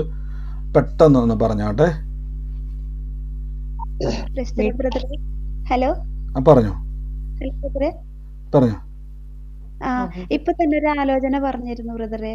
പ്രസാദിന്റെ വീട്ടിലെ നീതു എന്ന് പേരുള്ള അതാരായിരുന്നു? അത് നീതു എന്റെ മകളാണ്. പ്രസാദ് അവളുടെ ഹസ്ബൻഡിന്റെ അനിയനാണ്. ഏറ്റെടുത്തത്. സിസ്റ്ററുടെ പേരെങ്ങനെയാ? എന്റെ പേര് ശകുന്തള. സിസ്റ്റർ ആ കുടുംബത്തിന് വേണ്ടി പ്രാർത്ഥിച്ചോണം. കർത്താവ് അടയാളത്തോടുകൂടി വെളിപ്പെട്ട് പറഞ്ഞതാണ്. ആ കുടുംബത്തിന് വേണ്ടി പ്രത്യേകം പ്രാർത്ഥിച്ചോണം. ഈ ദിവസങ്ങളിൽ കർത്താവിൻ്റെ വലിയൊരു പ്രവൃത്തിയാണ്. അവരോട് പറയണം ഇതേപോലെ ഒരു പ്രാർത്ഥനയിൽ വെളിപ്പെട്ടതാണ്, കഴിവതും ഇത് കേൾപ്പിക്കണം. യൂട്യൂബിലുണ്ട്. അവിടെ പറയണം ദൈവം വെളിപ്പെടുത്തിയതാണ്. പ്രാർത്ഥിച്ചോണം. വലിയൊരു അനർത്ഥം ദൈവം മാറ്റിടാൻ വേണ്ടി പോവാണ്. വിശ്വസിച്ചോണം, പ്രാർത്ഥിച്ചോണം. വലിയൊരു അനുഗ്രഹം കർത്താവ് ദുഃഖം മാറ്റി സന്തോഷമാക്കി മാറ്റുമെന്ന് പറഞ്ഞോണം കേട്ടോ. God bless sister. പറഞ്ഞു പറഞ്ഞു. അതെ, ഇന്ന് എന്റെ ഒരു ഫ്രണ്ട് എന്റെ വീട്ടിൽ വന്നപ്പോഴേ അവളുടെ വീട്ടിലെ കുറെ സങ്കടങ്ങളും കുറെ തടസ്സങ്ങളൊക്കെ പറഞ്ഞായിരുന്നു. അപ്പൊ ഞാൻ പാമ്പുകളെയും തേളുകളെയും ശത്രുവിന്റെ സകല അത് ഞാൻ എഴുതി അവൾക്ക് കൊടുത്തയച്ചു. അവളോട് അത് എന്നും പ്രാർത്ഥിക്കാൻ പറഞ്ഞിട്ടുണ്ട്. അവൾക്ക് വേണ്ടി ഒന്ന് പ്രാർത്ഥിക്കണേ ബ്രദറെ. തീർച്ചയായിട്ടും സിസ്റ്റർ. എന്നാൽ ആ മകളെ അനുഗ്രഹിക്കുന്നു. ആ വചനം പറയുമ്പോൾ തന്നെ അതിൻ്റെ റിസൾട്ട് ഉണ്ടാവും. അടുത്ത ദിവസങ്ങളിൽ ആ മകൾ പ്രാർത്ഥനയെ കൂടും. ഞങ്ങൾ യേശുവിൻ്റെ നാമത്തിൽ അവകാശം പറഞ്ഞു പ്രാർത്ഥിക്കുന്നു. സാക്ഷ്യമായി തീരട്ടെ യേശുവിൻ്റെ നാമത്തിൽ തന്നെ. God bless you. ആമേൻ. കർത്താവായിട്ടിരിക്കട്ടെ സിസ്റ്ററെ. സാക്ഷിയുള്ളവർ ഒന്ന് രണ്ട് പേര് പെട്ടെന്ന് പറഞ്ഞു. എനിക്കിവിടെ നെറ്റ്വർക്ക് പിന്നെ ലോ ആവുന്നുണ്ട്. ഞാൻ വേറൊരു സ്ഥലത്താണ്, ഇന്ന് നമ്മുടെ വീട്ടിലല്ല. വേഗത്തിൽ പറഞ്ഞു. ഞാൻ സുശീല കണ്ണൂരിൽ നിന്നാണ്. ഇന്നലെ ബ്രദർ പറഞ്ഞായിരുന്നു ഒരു റോബിന്റെ അമ്മ എന്നെ കേൾക്കുന്നുണ്ട്, റോബിനെ ദൈവം സ്പർശിക്കാൻ പോവാന്ന്. പക്ഷെ എന്റെ കുഞ്ഞിനെ കൊടുത്ത് എനിക്ക് ഭയങ്കര ഒരു വിഷമായിരുന്നു. അവനൊരു വീടെടുത്ത് വെച്ചിട്ട് പിന്നെ അത് പൂർത്തിയാക്കാൻ പറ്റിയില്ല. അവന് ജോലിയൊന്നുമില്ല. അപ്പൊ പിന്നെ ബുദ്ധിമുട്ടിലാണ്. അവൻ കർത്താവിനെ അറിഞ്ഞോ ചോദിച്ചാൽ അറിഞ്ഞു, പക്ഷേ അവൻ പ്രാർത്ഥിക്കാറൊന്നുമില്ല. വിശ്വാസമാണ്, പക്ഷെ അവൻ രഹസ്യത്തിൽ അത് അവൻ അങ്ങനെ മൂടി വെക്കും. അമ്പലത്തിലോ, ഞങ്ങൾ ഹിന്ദു ബാക്ക്ഗ്രൗണ്ടിൽ നിന്ന് വന്നതാണ്, അമ്പലത്തിലോ ഒന്നും അവൻ പോകാറില്ല. പക്ഷേങ്കിൽ പിന്നെ നാട്ടുകാരെ കൂടെയൊക്കെ നാട്ടുകാരെ ബോധിപ്പിക്കാൻ ഇങ്ങനെ ഒക്കെ അവൻ നിൽക്കും. പക്ഷേങ്കിൽ ഹൃദയത്തിൽ കർത്താവിനെ വിശ്വാസമായിരിക്കാം, അങ്ങനെ ഞാൻ കരുതുന്നു. പക്ഷെ ഇപ്പൊ അവൻ എന്റെ കൂട്ടത്തില്ല, അവന്റെ ഭാര്യയുടെ വീട്ടിലാണ് അവൻ താമസിക്കുന്നത്. പക്ഷെ അവനെ കുറിച്ച് എനിക്ക് ഭയങ്കര വിഷമമാണ്. പക്ഷെ അവൻ ബ്രദർ ഇന്നലെ അങ്ങനെ പറഞ്ഞായിരുന്നു, റോബിന്റെ അമ്മ ഞാനാണ്, റോബിൻ എന്റെ മകനാണ്. തീർച്ചയായിട്ടും സിസ്റ്ററെ, കർത്താവ് അത് വെളിപ്പെടുത്തിയതാണ്. ദൈവം അത് കേൾപ്പിക്കുവാനും സിസ്റ്റർ എന്ന് പറഞ്ഞത് തന്നെ റോബിൻ്റെ മാതാവിനെ കർത്താവ് തൊടുന്നു. ഇന്ന് ധൈര്യത്തോടെ ഇരിക്കുക. കർത്താവ് ആ ഭവനത്തെ അത്ഭുതമാക്കി മാറ്റും. കർത്താവിൻ്റെ വലിയ സാക്ഷ്യമായിട്ട് ആ മകൻ തീരുവാൻ ഇടയായിത്തീരും കേട്ടോ. ധൈര്യത്തോടെ പ്രാർത്ഥിച്ചോണം. കർത്താവ് അനുഗ്രഹിക്കട്ടെ. God bless U. ഈ ദിവസങ്ങളിൽ പ്രാർത്ഥിച്ചോണം. ഞാൻ ഇപ്പോൾ പ്രാർത്ഥന നമ്മൾ അവസാനിപ്പിക്കുക. എനിക്കറിയാം സാക്ഷ്യങ്ങൾ പറയാൻ ഒത്തിരി ഉണ്ട്. നാളെ നമുക്ക് സാക്ഷ്യം തുടർമാനമായിട്ട് കേൾക്കാം. കാര്യം ഇവിടെ എനിക്ക് നെറ്റ്വർക്ക് പിന്നെയും കട്ടായി പോകുന്നു. അപ്പോൾ എത്രത്തോളം അത് ക്ലിയർ ആവുമെന്ന് എനിക്കറിയത്തില്ല. റെക്കോർഡിങ് 2 പ്രാവശ്യം കട്ടായി പോയി. അപ്പോൾ നിങ്ങളുടെ സാക്ഷ്യങ്ങൾ പലതും മിസ്സായി പോകും. ഒരു സാക്ഷ്യം പോലും മിസ്സായി പോകരുത്. കാര്യം വരുന്ന ഒരാൾ യൂട്യൂബിലായിക്കോട്ടെ ഫേസ്ബുക്കിൽ ഇത് കേൾക്കുമ്പോൾ അവരുടെ വിശ്വാസം വർദ്ധിപ്പിക്കുവാനും അവർക്ക് യേശുവിലേക്ക് വരുവാനും നിങ്ങളുടെ സാക്ഷ്യവും വചനങ്ങളും അവർക്ക് ആവശ്യമാണ്. അതുകൊണ്ടൊന്നും മിസ്സാകരുത് ഞാൻ ആഗ്രഹിക്കുന്നു. ഞാനിപ്പോൾ പ്രാർത്ഥിച്ച് അവസാനിപ്പിക്കാൻ വേണ്ടി പോവാണ്. ലൈവിലുള്ളവർക്ക് വേണ്ടി നമുക്ക് പ്രാർത്ഥിക്കാം, യൂട്യൂബിൽ കാണുന്നവർക്ക് വേണ്ടി പ്രാർത്ഥിക്കാം. കർത്താവേ, യേശുവിൻ്റെ നാമത്തിൽ നിന്ന് പ്രാർത്ഥിക്കുന്നു. ഒരുമിച്ച് പ്രാർത്ഥന. സാക്ഷ്യം നാളെ നിങ്ങൾ പറയണം, പറയാതിരിക്കരുത്. എനിക്കറിയാം ഒത്തിരി പേര് മ്യൂട്ട് മാറ്റി പറയാൻ വേണ്ടി ഇരിപ്പുണ്ട്. ഞാൻ നിങ്ങളെ നിരുത്സാഹപ്പെടുത്തുവല്ല, നിങ്ങൾക്ക് അവസരമുണ്ട്. കർത്താവിൻ്റെ കൃപയാൽ വളരെ നന്മയാൽ ദൈവം നിറയ്ക്കട്ടെ. ലൈവിൽ കാണുന്നവർ അനുഗ്രഹിക്കുന്നു. ഇത് നിങ്ങളുടെ സമയമാണ്, അത്ഭുതത്തിൻ്റെ സമയമാണ്. നിങ്ങൾക്ക് ഇനി രോഗിയായി ഇരിക്കാൻ പറ്റത്തില്ല, ചാടി എണീറ്റോണം. തകർന്ന അവസ്ഥയിൽ ഇരിക്കാൻ പറ്റത്തില്ല. ഈ വചനം പിന്നെയും കേട്ടോണം. ഈ വചനം ക്രൂശിൻ്റെ വചനമാണ്, തകർച്ചകളെ മാറ്റുന്ന വചനമാണ്. അനുഗ്രഹിച്ചു പ്രാർത്ഥിക്കുന്നു യേശുവിൻ്റെ അധികാരമുള്ള നാമത്തിൽ തന്നെ.